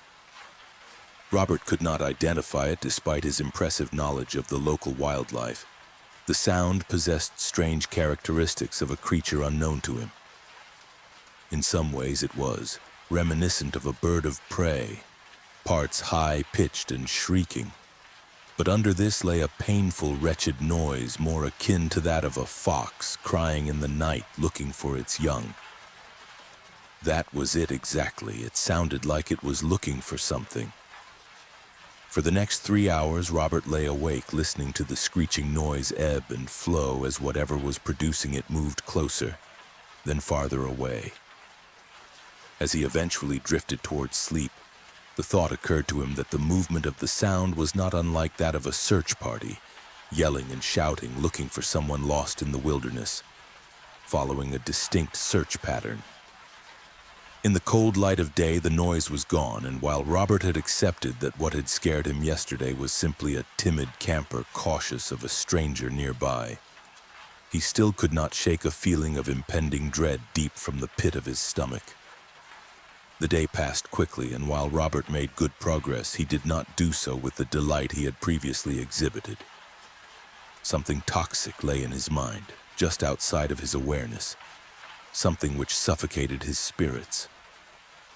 That night again he camped in a clearing, and yet again that same horrible shriek screamed out across the wilderness looking for something lost, something precious. Shrieked with one subtle difference from the night before. It was closer. Sleep did not come easy once more, and Robert fancied that during the night he had heard footsteps nearby, but attributed these to the simple nocturnal wanderings of a lonely deer or stag. While the following day remained overcast and gray, the wind and rain were gone. Both a distant memory, but for the occasional accumulation of water on the dirt track. Robert moved onward, negotiating a network of paths while realizing that he had strayed from his intended route at some juncture. He was confident, however, that he knew where he was and that this change would simply be a small detour and nothing more. At times he made great progress when the ground was even enough, stopping occasionally to take in a variety of deep-set valleys and rising peaks. Uncharacteristically, however, he kept his distance as much as he could from the woods and forests which often accompanied the road. While dismissing it as merely his imagination, at times he felt like there was something within them, peering out from the dark, watching. It was late afternoon, and Robert was beginning to feel tired, most probably due to a restless night combined with the unrelenting pace he had set himself throughout the day. In the back of his mind, he was still somehow running from something. The path he had been on for the past couple of hours had been rather predictable for the most part, but now it curved sharply around a grassy hill to reveal a change in the landscape which had been previously hidden from view. A long stretch of dirt and uneven track penetrated a thick forest of fir trees. What Robert found interesting about the path was that it was unnaturally straight, and what he found oddly frightening about it was that it was so narrow, only a couple of feet across. Spreading your arms, you could touch both sides of the forest. This proximity provoked the deepest feelings of overexposure and claustrophobia. If he had been a soldier in a war zone, Robert would have highlighted this long, narrow path as a perfect place for an ambush. Standing with his mountain bike only a few feet from the beginning of both forest and track, he felt uneasy about the current situation. It was clear that the path was the only way forward, and while it appeared as though it exited the forest a few miles onward, there was something inherently dubious about it. What? Robert could not tell, but he did feel that he did not wish to traverse it. Weighing up the pros and cons, he realized that both the way he came and the unknown land ahead provoked trepidation in him. For that reason, he dismissed the sense of dread as a figment of his overactive imagination, and with measured movements slowly set off down the long, straight track, hoping to quickly pass in and out of the forest without incident. A black cloud hovered above, and as Robert negotiated the overly uneven path as quickly as he could, the feeling of foreboding which he had so nonchalantly dismissed began to ferment in his stomach, rising up through his body, forcing the hairs on his arms to stand on end. He kept his head down for the most part, occasionally glancing ahead at what he assumed was his exit in the distance. He just wanted to be through and out of that place as quickly as possible. Just over halfway down the path, an unnerving yet unwelcome familiarity overtook him. A sensation which had accompanied him for days but now seemed to be sharper, grating more profoundly on his nerves, filled Robert's every thought, the feeling of being watched. Stopping for a moment to catch his breath, he tried as best he could to shake the unmovable sensation that he was not alone. The path stretched out ahead, and as is common among those who attempt to reach a goal or threshold, without thinking he looked back to measure his own progress. He had managed to cover a substantial amount of the track's length and was quite confident that in a short time he would escape that narrow stretch of dirt. But just as he turned to continue onward, something caught Robert's eye farther down the path in front of him. He immediately wished that he had not taken the route he had chosen, that he had turned back and started homeward. It was there, unmistakable, unwavering, and utterly paralyzing. Some distance away in the direction he was heading stood a figure. Robert could not entirely define or make out the discrete features of the person because they were standing to the side of the path between a cluster of trees covered in shadow. But this was certainly not his imagination. Someone was standing there watching, and while Robert was a distance away, it felt to him as though the figure's presence was almost on top of him. Its stare accompanied by an uncommonly potent sense of, well, malice was the best way that Robert could describe it to himself. Then it was gone, disappearing back into the forest. But the feeling of danger, of the necessity to flee, did not diminish or decline, but grew in intensity. The sound of something moving between the trees rang out across the emptiness, increasing in volume as it neared. Robert panicked, turned, and cycled as quickly as he could in the direction he had come. So eager was he to escape that narrow passage flanked on all sides by the impenetrable forest that he did not see a deep hole in the ground. The front wheel of his bike crashed into the depression, sending Robert flying over his handlebars, scraping along the ground. Dazed for a moment, the shambling sound of broken branches and displaced leaves, which was nearly upon him, quickly brought Robert's mind into focus. Blood dripped from a wound in his leg, and his arm was badly bruised from the impact. But all he cared about was escaping from that suffocating pathway, away from whoever seemed to be moving in the woods. Robert's beloved paint job across the etched letters ROB on the bike's frame had been scratched slightly in the crash, but that did not concern him. 2 spokes on the bike's front tire were broken, and that most certainly did. The last thing Robert needed was to be completely stranded there, so he would have to ride carefully and hope that the wheel would not buckle, lasting long enough to carry him home. Home. That was exactly where he intended to go, as quickly as possible, and as he was now facing in the direction he had been traveling for days, there was no time like the present. The moving sound in the trees continued, and as Robert carefully, yet at pace, negotiated the broken ground, he hoped above all else that his trusted mountain bike would get him out of there. Despite his obvious advantage of speed, the sound seemed to be only moments behind, and as he came closer to the end of the forest path and out into the open, he heard a noise which chilled him to his very core. From within the forest spewed that same shrieking, tortured cry from the nights before, echoing out piercing Robert's ears and scratching through his nerves like a shredder. Was it that figure who had been wandering near Robert's camp at night? Surely no human could make such a sound.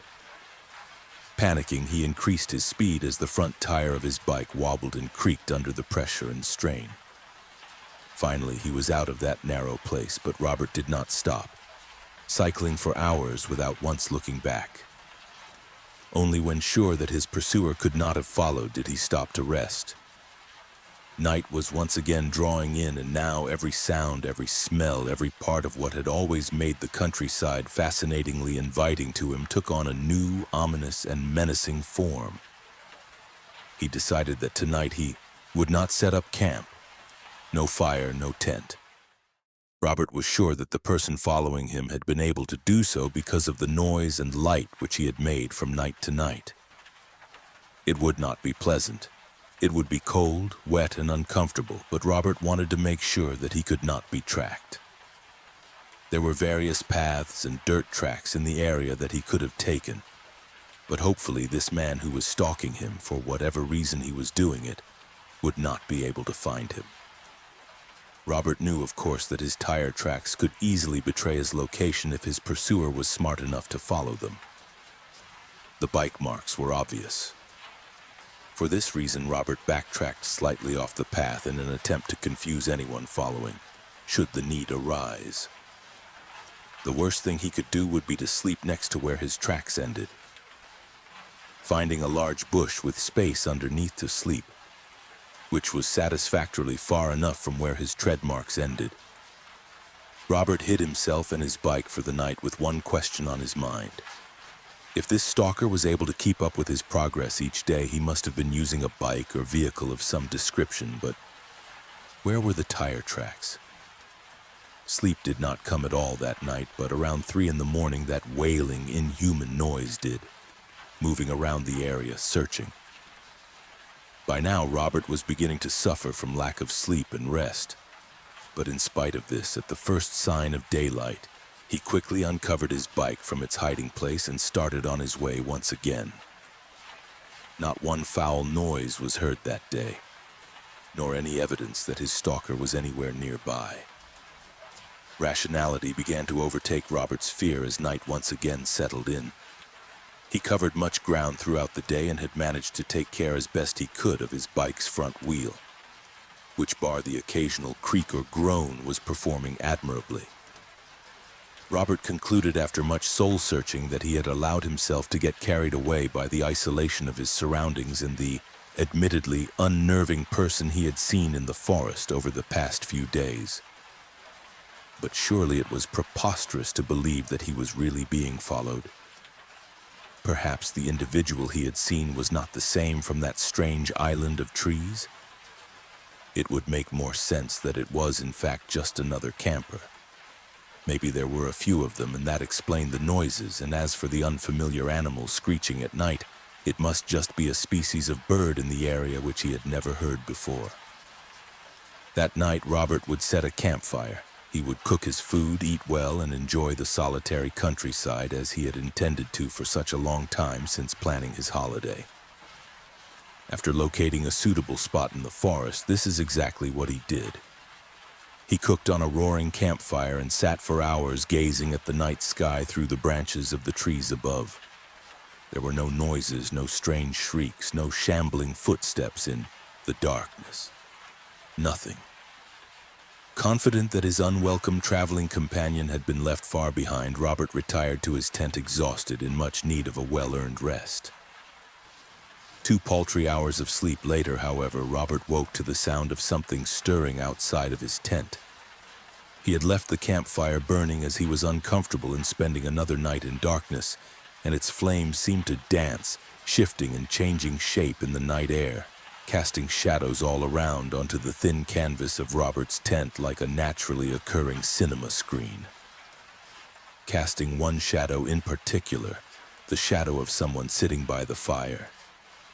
Robert froze, his mouth went dry, and his breathing became shallow and anxious. He could not believe that he had been so stupid to persuade himself that no one was following him. In lighting another fire, he had led them directly to where he slept, and now they had the upper hand. God knew what they wanted. After a moment of utter terror, Robert realized that he needed to defend himself. Sitting up slowly and pulling his sleeping bag off and out from under him as quietly as possible, he scanned the tent looking for something he could cannibalize as a weapon. But anything of any weight was in his backpack: a metallic torch, the wood he had taken days earlier, a glass bottle, etc. And he had stupidly left that outside of the tent.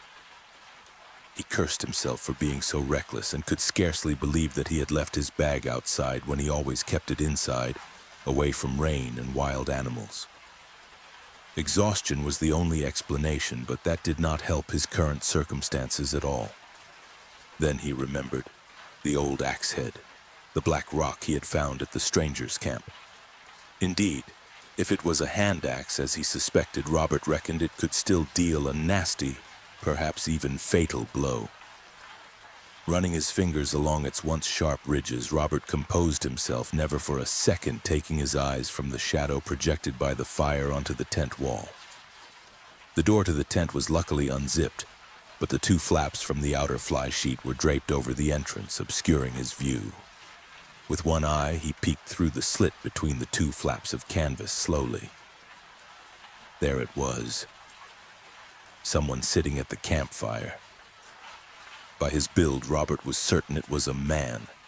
The backlight of the campfire made it difficult to decipher any of his features, but the shoulders were broad, strong, and it was clear that this man had been in the wilderness for some time, as it appeared that he was wearing rags of cloth which hung loosely around him.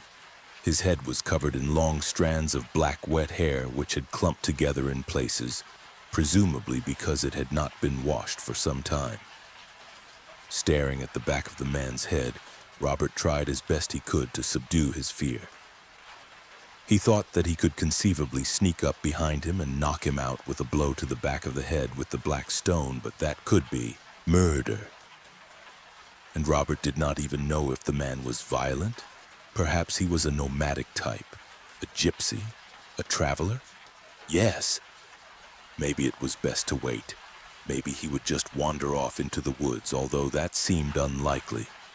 Just as Robert affirmed to himself that if the man made a move towards the tent, he would rush out into the open and fight him head-on, he noticed something.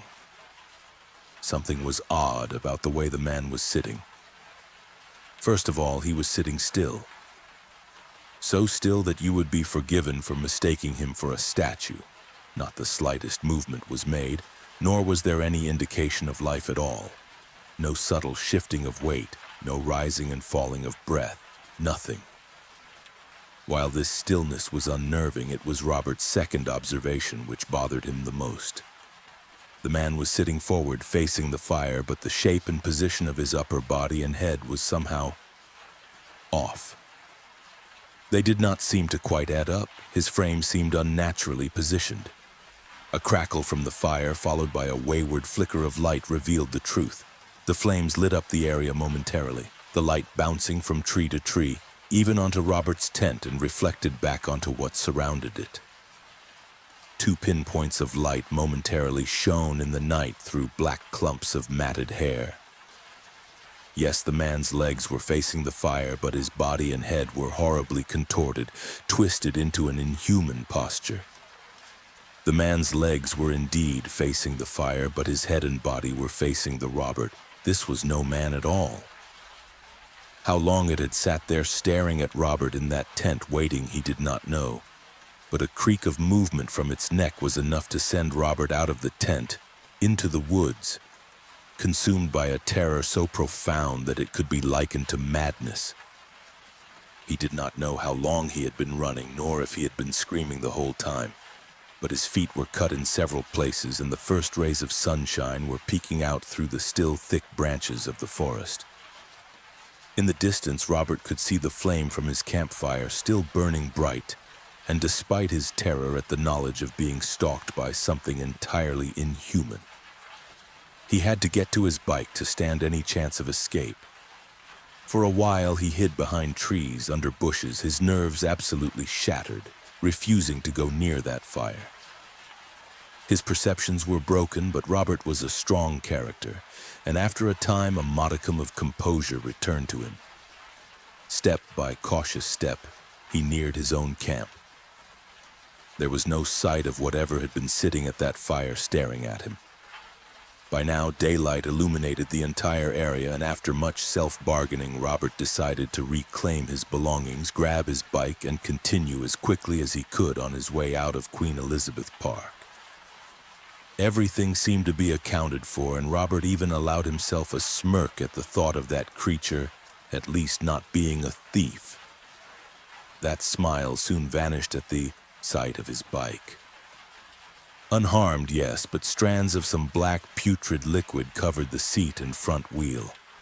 This was not the time to be concerned with sludge on his bike. It was still working, and that was all that mattered. Had it been a week earlier, Robert would have been angry about the slightest scratch to his beloved mountain bike. But now, he just cared about it getting him home, or at least back to Aberfoyle Village, to civilization. After cleaning the liquid off and packing up his tent, Robert once more continued onward as fast as he could. Robert reckoned, with a hard push, that he could be out of that horrid place in a day and a half, as long as he took minimal rests and cycled for the duration of available light. The weather was not exactly ideal, but while rain occasionally came, it quickly disappeared, leaving long stretches of the journey clear from the wearing effects of the elements. As the day progressed, so did Robert's unease. He felt oppressed on all sides, as if he was running from something terrible, yet nearing an undefined danger. A horrible realization bubbled up from his subconscious. What if that thing followed him all the way home? As this thought swirled around in his mind, he passed over the crest of a hill and down again, suddenly realizing what was wrong and why he was feeling so much unease about what lay ahead. A gulf in the land opened up before him. Pockets of stagnant water lay strewn between stretches of marshland and long grass, and in the center there it lay, that horrible island of wretchedness. It was the woods where Robert had first seen his pursuer, and then in a flash it all made perfect sense. Call it superstition. Call it blind stupidity. Whatever you would call it, Robert knew that he did not wish to see that twisted man again. As a child, he had been told ghost stories of people disturbing graves and the ghosts of dead rising up to haunt the living, but he never took much stock in such things. Not until now. What he did know was that he had inadvertently triggered the whole terrifying ordeal. He had taken something which did not belong to him. After hiding his bike in the long grass, Robert trudged towards that isolated pocket of woodland where what he now knew to be a grave lay, minus one oddly shaped black stone. He half expected for that thing to be sitting next to its resting place, but while there were a number of strange noises and movements between the trees, there was no sign of Robert's unwelcome guest. He assumed it was still out there looking for him.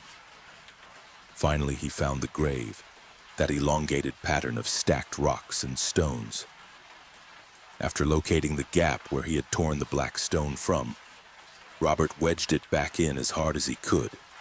A noise echoed from the other side of the woods, and Robert did not wish to hang around to find out what it was. Running as fast as he could over roots, mud, leaves, and fallen branches, he jumped out of that dark place into the open outdoors, filled with a sense of accomplishment and utter relief. It was not long before he was back on the dirt path, moving forward on his bike in search of one more place to sleep for the night, then home the next day. A weight had been lifted from Robert's shoulders. He knew he had unwittingly disturbed something unimaginable, unfathomable, but by returning that which he had taken, he had narrowly escaped what he assumed would have been a terrible fate. Death, or perhaps worse. There was no explanation of this feeling of elation and survival. He just knew deep down that he had righted his wrong. That night, Robert lay in his tent. It was dark, as he had decided against a campfire just to be on the safe side. He was confident that he would be left alone, however, and took great comfort in knowing that he was safe, while looking forward to the next day and the comfort of home. That was a funny thought. A man who had always adored the countryside, detesting the humdrum of daily city life, looking forward to a couch, a television, a beer, and a warm bed. Next year, he would holiday at a sunny resort, lie on a beach for a couple of weeks, one preferably far removed from his homeland. Robert closed his eyes with a smile on his face. The noise which he had heard outside for so many nights suddenly screeched at a blood-curdling and overpowering volume. Without having to open his eyes, Robert knew. The sound did not come from the woods, it came from inside the tent. Robert Francis was never seen or heard from again. Scotland is old. It has an ancient and hidden history of peoples and places long forgotten. But perhaps some trace remains, isolated and alone in the bitter wilderness. So should you ever wish to wander the hills, forests, or lochs of this old country, bear one thing in mind. If you find a collection of stones heaped together not unlike a grave, and they are surrounded by trinkets of modernity, a sleeping bag, food cans, or perhaps even an old bike with the name Rob etched into it, walk on, do not look back. Do not touch anything, whether it is an unusual black stone or a simple piece of forest wood. Above all else, most certainly never take a souvenir, for those who lie in slumber nearby may just take one from you. Story 4 ends here, and now we enter the fog of Story 5. The Gray Extraterrestrial. You have probably heard of gray extraterrestrials, the ones with big heads, black eyes, small bodies, slender limbs, etc. I have heard numerous accounts of alleged extraterrestrial encounters over the internet. Of course, I never actually believed any of these stories myself. I found the concept of gray aliens very interesting and slowly began to have some belief in the subject. Actually, I more or less pretended to believe, and it was fun to believe. Deep within me, though, I never truly believed in the existence of gray aliens or any kind of extraterrestrial life in our solar system. That was until a disturbing event took place in my life, an event that I cannot forget. I am sure that if this were to have happened to you, you would feel the same way. Here is my story. 10:09 a.m., November 25th, 2012. A friend and I were on Thanksgiving vacation from our jobs, and we took a trip to the border of New Hampshire and Vermont. We decided to take a hike through a long trail that ran along a river after breakfast. We then decided to camp out on the trail for a night, despite the warning that you were not supposed to camp out on the trail after dark. We walked the trail for about 35 minutes or so and decided to take a water break near a large rock. As we securing our backpacks, I noticed a plane in the sky. The object was moving awfully fast, most likely a jet. There were many jets that flew in the area. My friend pointed out that there was no trail of smoke coming from behind the jet. I figured it was a military vehicle of some kind, and we simply continued our walk through the trail. We then walked the trail for about another 45 minutes or so and found the perfect clearing to set up our small tent. We were now about half a mile off the trail. My friend and I set up our tent and gathered large chunks of wood for our fire to roast marshmallows. As my friend was gathering wood, he pointed out a strange clearing in the woods, larger than the clearing where we set up the tent and deeper in the woods. There seemed to be a white chalk-like substance on the ground in the shape of a near-perfect circle. Some of the grass around the circle was brown and dead. This spooked us for a few minutes, but we were not about to let a weird circle in the woods scare us away from our vacation. We gathered our wood and lighted our fire. We wanted to be sure that we got inside the tent and in our sleeping bags before dark at around 5 p.m. to make sure that no one would see us if they came looking for us, such as the park rangers. We roasted our marshmallows and put out our fire at around 4:51 p.m. and got into our sleeping bags inside the tent a few minutes later. We quietly told each other scary stories, such as the legends of Bigfoot and other rumored creatures said to lurk in the Vermont area. These stories I learned from the Vermont Monster Guide by Joseph A. Citro and illustrated by Stephen R. Bissett. The night was extremely quiet, just the way we wanted it. I fell asleep at around 9 p.m. or so. All through the night I thought I heard rustling in the woods. Eventually I woke up at around 12:26 a.m. My friend was sound asleep. I looked outside the tent and saw 2 or 3 deer run by about 17 or so feet away from the tent. I do not know what caused the deer to run so fast. They were obviously afraid of something. Most likely a bear or some nocturnal predator, so I went back to sleep. 2:38 a.m., November 26, 2012. My friend woke me up to tell me that he heard a loud screech that woke him from his sleep. I told him about the deer that I saw running a few hours ago, supposing that the screech could have been related to the frightened animals. I also remembered that some of my stories spooked him, so I figured that he could have just been messing with. I did not hear the screech, so I took that as a possibility. We then noticed a light far off in the distance coming from the direction of the trail. Fearing that it could have been a park ranger, we hid in our tent and kept extremely quiet. But then I realized that the park rangers were not on duty this early in the morning. We were worried that it could be the flashlight of a lost hiker, yet we were both afraid of what could have possibly been emitting the light. After a few minutes, we decided to go investigate the light. We saw the light move as if it were a person carrying a flashlight. We then noticed that the light was red and extremely small. The light came closer and closer. We then decided to turn on our flashlight, and my friend yelled out, "Hello out there, are you lost?" I then remembered the strange clearing that we saw in the woods yesterday and thought that maybe it had a connection with the object that we saw in the sky, the running deer, and now this mysterious light. I also remembered the stories I heard about gray extraterrestrials and unidentified flying objects.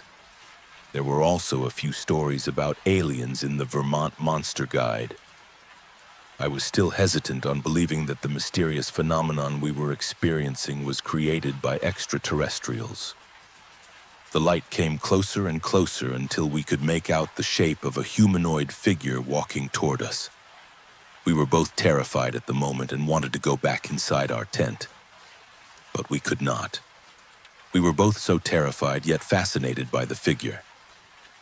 As the figure walked closer and closer, we noticed that it was about our height, and only about half an inch or so shorter than myself. We could not see the overall shape of the figure, but it could see us. It was shining the light on us as if examining us like a doctor in a hospital. As the figure shined its light near our faces, we could see out of the blinding red light a face with large, soulless eyes, lacking any sign of an iris or pupil.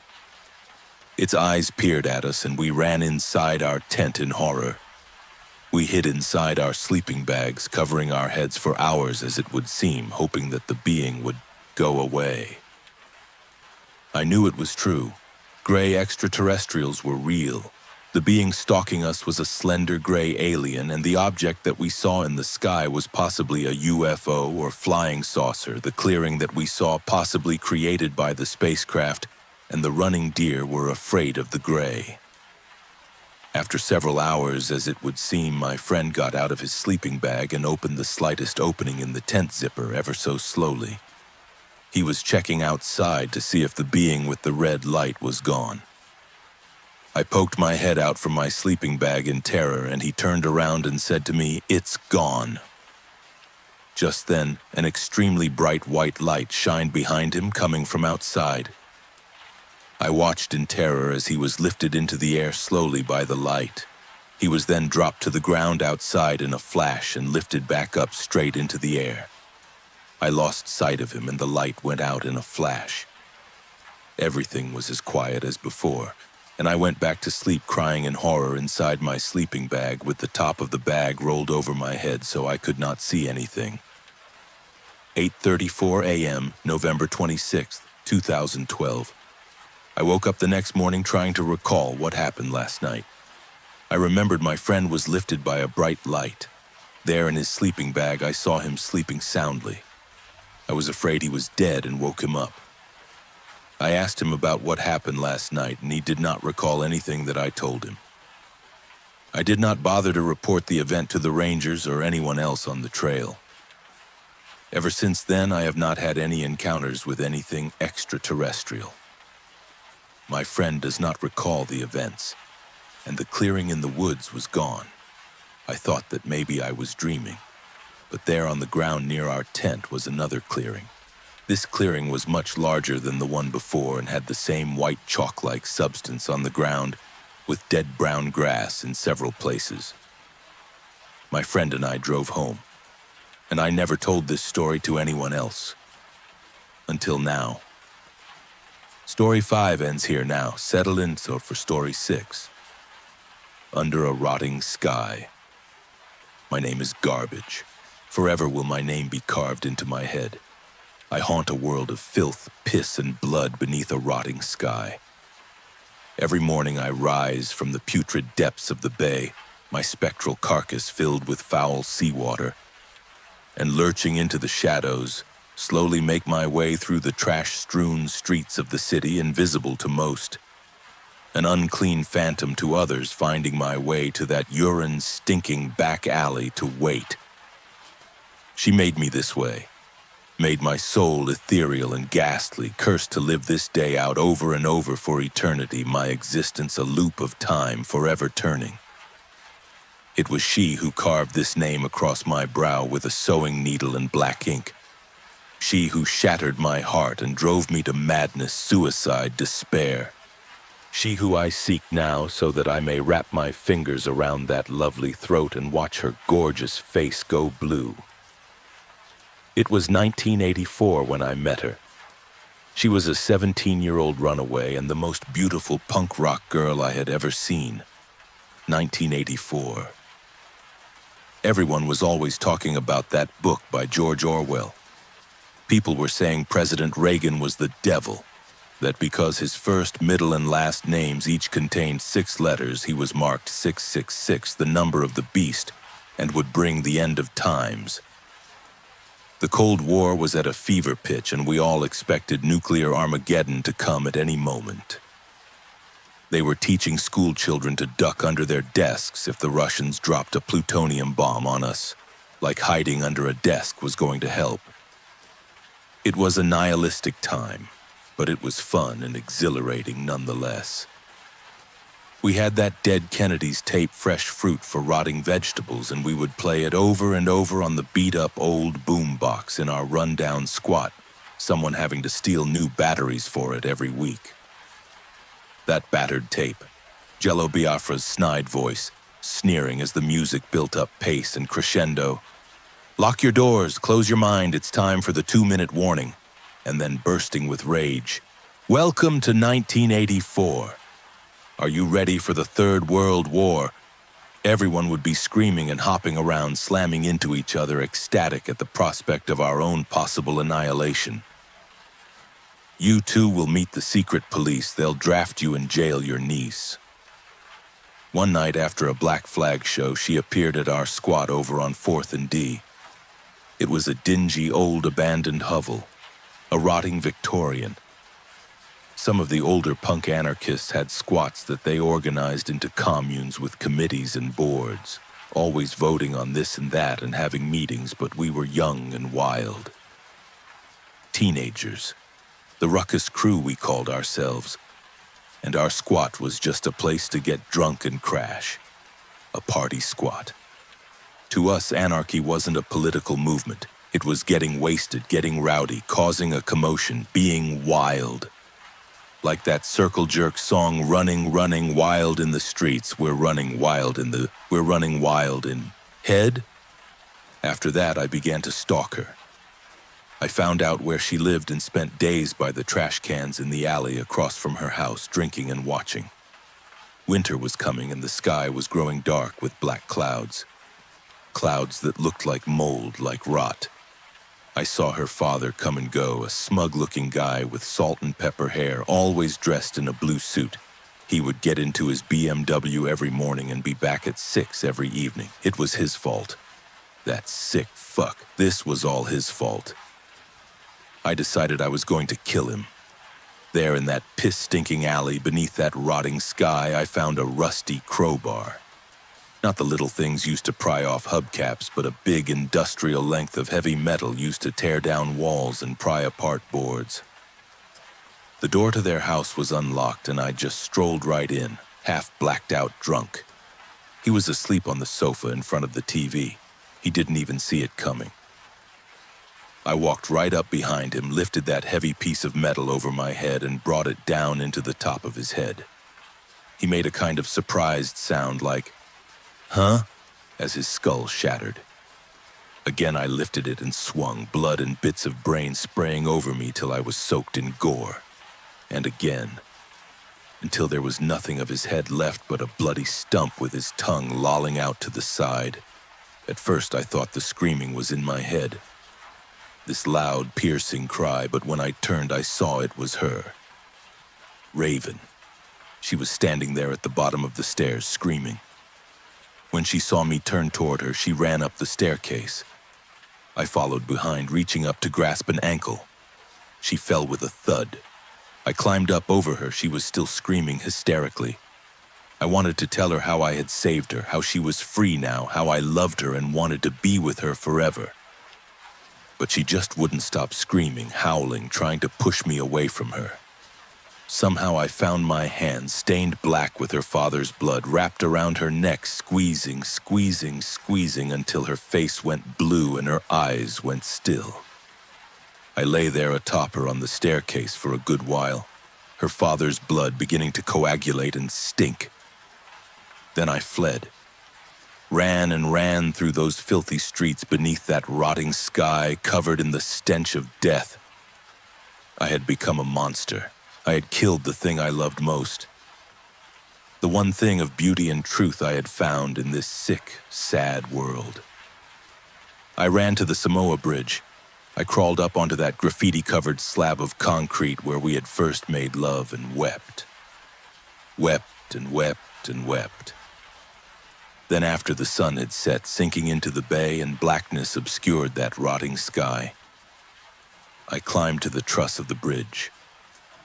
Up and up I went into the darkness of night, and when I had reached the top, the pinnacle, and could go no further, I threw myself off into the darkness below. In the morning I awoke beneath the waves and water, dead, ethereal. I crawled out, clawed my way to the shore, where I lurched into the shadows to find that alley again, to wait there again, to go and kill again, kill her father. Then kill the thing I loved most, over and over and over for eternity. This is my fate. To wrap my blood-soaked fingers around her throat and watch her face go blue before throwing myself into darkness, again and again and again. My name is garbage. Forever will my name be carved into my head. I haunt a world of filth, piss, and blood beneath a rotting sky. The sixth story has come to an end. Now it's time to knock on the door of the seventh. Whistler. Last year at the beginning of June, my grandparents asked if I could house sit for them while they were away. They're real active in their old age. Since they retired, they like to go on these months-long trips around North America in their RV. They offered me some money to boot, and the promise of easy cash isn't something I often turn down, especially not when I'm unemployed.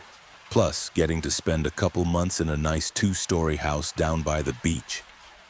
Everything was lining up to make for a chill, awesome summer.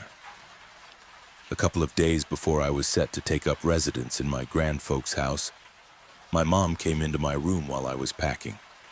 She touched me on the shoulder and said a little weakly, "You know you can always come home if you change your mind about staying there." "I know, Mom," I replied, a little puzzled. She hugged me around the waist and put her head to my chest. "I love you, kid," she murmured. I thought she was just being overly emotional about not seeing me much for the next few months. In retrospect, I thought of a lot of things that turned out to be wrong. By the time I got to my grandparents' house, they had already started out on their trek around the country. There was a note on the dining room table telling me about where to find grocery stores in their neighborhood, some good local restaurants, cool things happening at the beach in the next few weeks. Pretty basic stuff. There was just one weird sentence at the very end. If you see anything that looks amiss, it's probably that way for a reason. I would never have thought to connect those words to what they ended up pertaining to, but at the time, the strangeness of the phrasing didn't even register with me at all. I was just upset that they forgot to leave their Wi-Fi password. Then I remembered that they still use DSL, and that I'd have to plug my laptop into a cable to be able to connect to the internet. What is it about even the hippest grandparents being juiced behind the times enough to always leave at least one inconvenience when you go visit them? The first night at their place was pretty chill. I watched some TV and strolled around the neighborhood. It's one of those part beach, part forest kind of places, like someone stapled Brighton Beach into the middle of Montana. It was past dark when I got back, and I figured I might go to bed early and try to do some more exploring in the morning. I'm not usually a nature calls kind of guy, but when in Rome... After I locked up and turned out all the lights on the first floor, I went up the stairs to do the same for the second floor when I noticed something peculiar. My grandparents had left the light on in the guest room. Easy enough mistake to make, I figured. Who doesn't forget to turn the light out in a room every so often? I flicked it off and went to sleep in their bed across the hall. I was willing to push the idea of sleeping somewhere that had hosted grandparent sex out of my head in order to take advantage of their comfy queen size. A digression, but an important one. Me and my mom never slept over at our grandparents' house when I was young. Well, that's not entirely true. The rare nights that we would sleep over, we would sleep in their RV. Me in the bed and her on the couch. I didn't think much of it at the time, since getting to sleep in a big car is something any little boy would find perfectly agreeable. The novelty wore off as I got older, though, and when I turned 13, I asked my mom if we could maybe just sleep in the guest room the next time we went to visit Grandma and Grandpa. Maybe, sure, I remember her muttering. I hadn't visited my grandparents since. Sometimes they would come to see us for important events like birthdays and graduation and stuff like that. But I hadn't slept over on their grounds for nearly a decade before I took this house-sitting job. Now, as I said, the first night was perfectly chill. You could even extend that statement to account for the first week. I took in the beauty of nature, vegged out watching YouTube clips on their mediocre DSL connection, even met a couple of girls down on the beach. I didn't expect them to call me, but sometimes just the fun of flirting can make up for the lack of results, at least for me. The grandfolks had a big collection of old Flash comics from the 50s and 60s in their guest room. So sometimes I'd end the night by reading a stack of them, shutting the light out and going to bed. Again, a perfectly normal, unremarkable first week. Then I heard the whistling. I was up in my grandparents' bedroom cruising the internet at around 2:30 in the morning. That's where their internet connection is based. I think I was reading a cracked article about funny video game glitches when I heard a very soft but very distinct high-pitched noise for about 3 seconds. I don't think I even turned my head when I heard it, thinking it must have been some goofy night bird. But then an hour later it started again. It was too tuneful, too specifically melodic to have come from a bird, and it must have lasted for at least a solid, uninterrupted minute. I thought maybe an ad was playing on my laptop, but I checked the speakers and they were turned off. Right as I started to rise out of my chair, the whistling faded out, almost like an inappropriate laugh does. I closed my computer, locked the door of the room, and went to bed unnerved. The next couple of nights I had gone to sleep early, but 4 nights after I heard the whistling sound the first time it happened again. I was lying in bed awake at 2:45 trying to get to sleep, when the same tune as before started looping, but it was a little louder than last time and it didn't stop. I knew I wasn't imaging it. It was responding to the acoustics of the hallway the same way I heard any voice do the same when I was younger. The sound wasn't only real, it was in the house, right on the other side of the wall. I was rigid in bed, too freaked to even breathe until the sun came up after a grueling 5 hours. Where have I heard that song before was the only thing I had in my head when I woke up from a miserable sleep. I walked around the beach whistling it to myself in frustration for a couple of hours before it finally hit me. The Dock of the Bay by Otis Redding. Something in my grandparents' house had been repeating the whistle refrain from The Dock of the Bay all night long. I went back immediately and checked all the windows on the second story. They were locked tight. My grandparents had a security system, so I couldn't imagine anyone getting in very easily. But even if someone had broken in, they didn't take anything.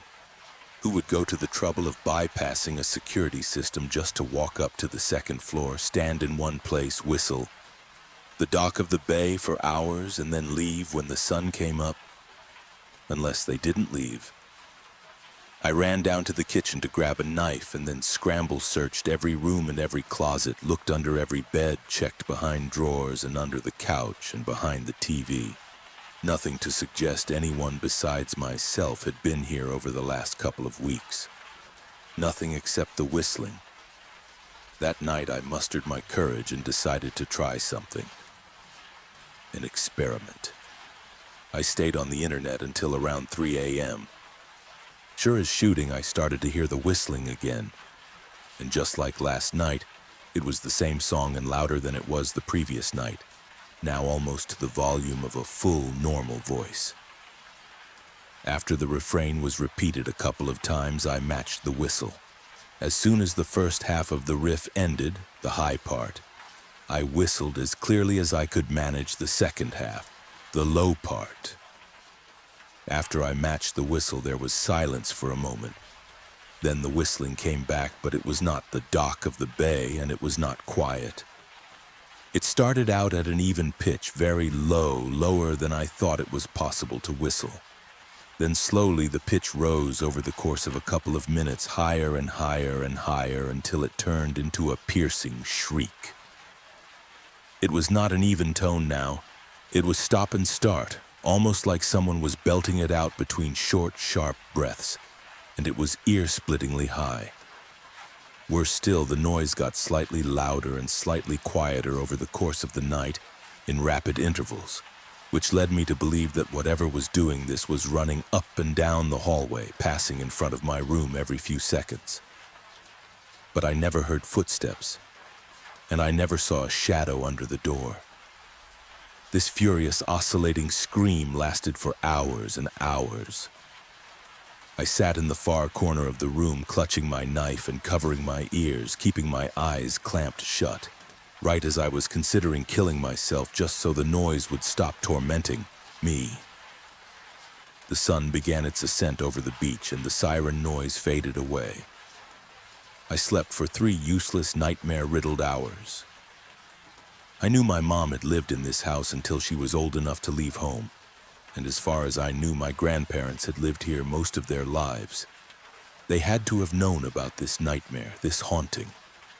How had they been able to tolerate it? And if they knew they had some horrible paranormal entity residing on their grounds, why had my grandparents kept asking us to come back over and over again throughout the years? These were the questions I asked myself all day. I tried to spend as much time on the beach as possible that day, even tolerating the overpriced burgers at the snack shack just so I wouldn't have to go back to the house to make something.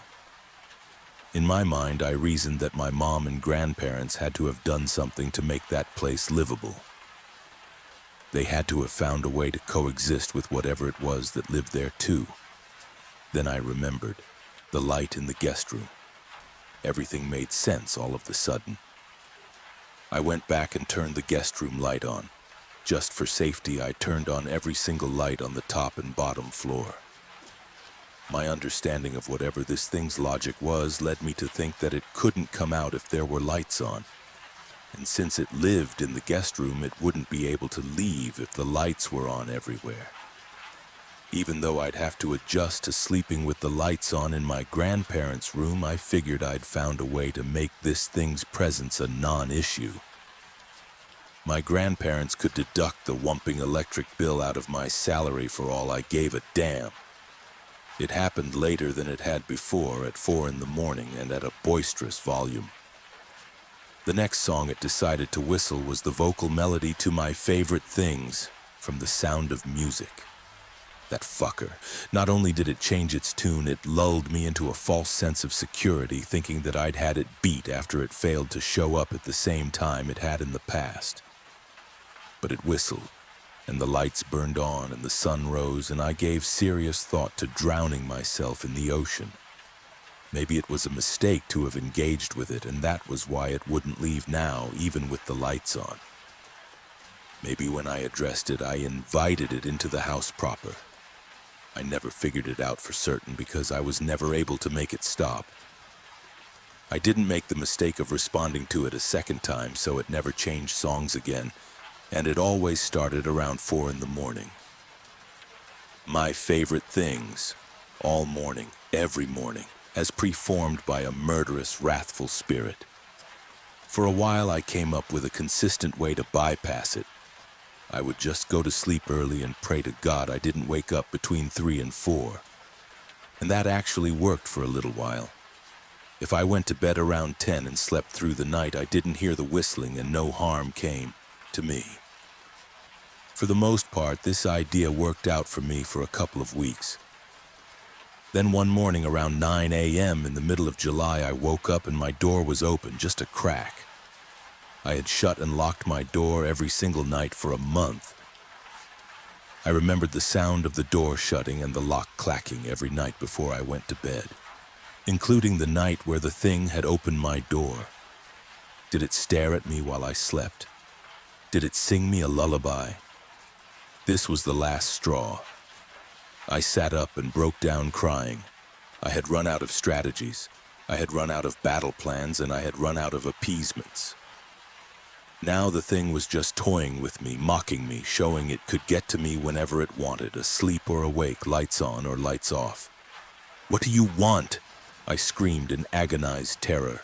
"What can I do?" Nothing responded, of course. It was the morning, and the thing wasn't out and about yet to my knowledge.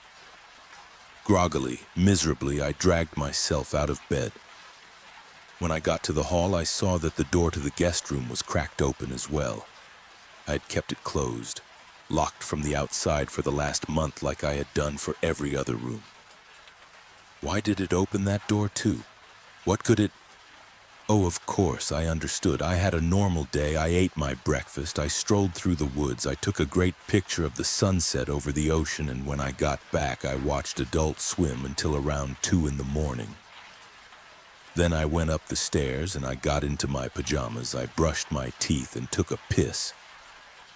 I went into the guest room, got under the covers, and went to sleep. The whistling stopped completely for the rest of the time I was at my grandparents'. When my mom came to pick me up at the end of August, I told her I had had a great time. On the drive back home, she told me that Grandma and Grandpa had sent me the money for the house sitting with a simple handwritten note that simply said thanks. She hadn't been able to get in contact with them over the phone for the last couple weeks. But when she last called, they said they were in Colorado and having a great time. A month later, my grandparents still hadn't come back. A month later, the whistling started again. I was in my bed trying to go to sleep when I heard it. "Fly Me to the Moon." Frank Sinatra just outside my door. I think my mom heard it too. I heard her crying. "Not this." I think I heard her sob. "Not here, not again, please." I saw my mom at the dining room table the next morning, pale and haggard. She had not slept, looking at me with a mix of panic, exhaustion, and fear. It is an expression I imagine she wore many times when she was young. "Kid," she whispered, "what did you do?" I looked at her, wanting to cry, heavy with guilt. Then I looked at the table. My money was on it, next to the envelope, and next to the envelope was my grandparents' note. "Thanks." Oh no, kid. I suddenly understood why they had invited us to sleep over so many times all those years ago. Thanks. Why they always tried to make the guest room look so clean and nice for us, why they always assured us it was the most comfortable bed in the house. Thanks. And why I was so very sure that they would never come home from their RV trip for as long as they lived. "What did you do?"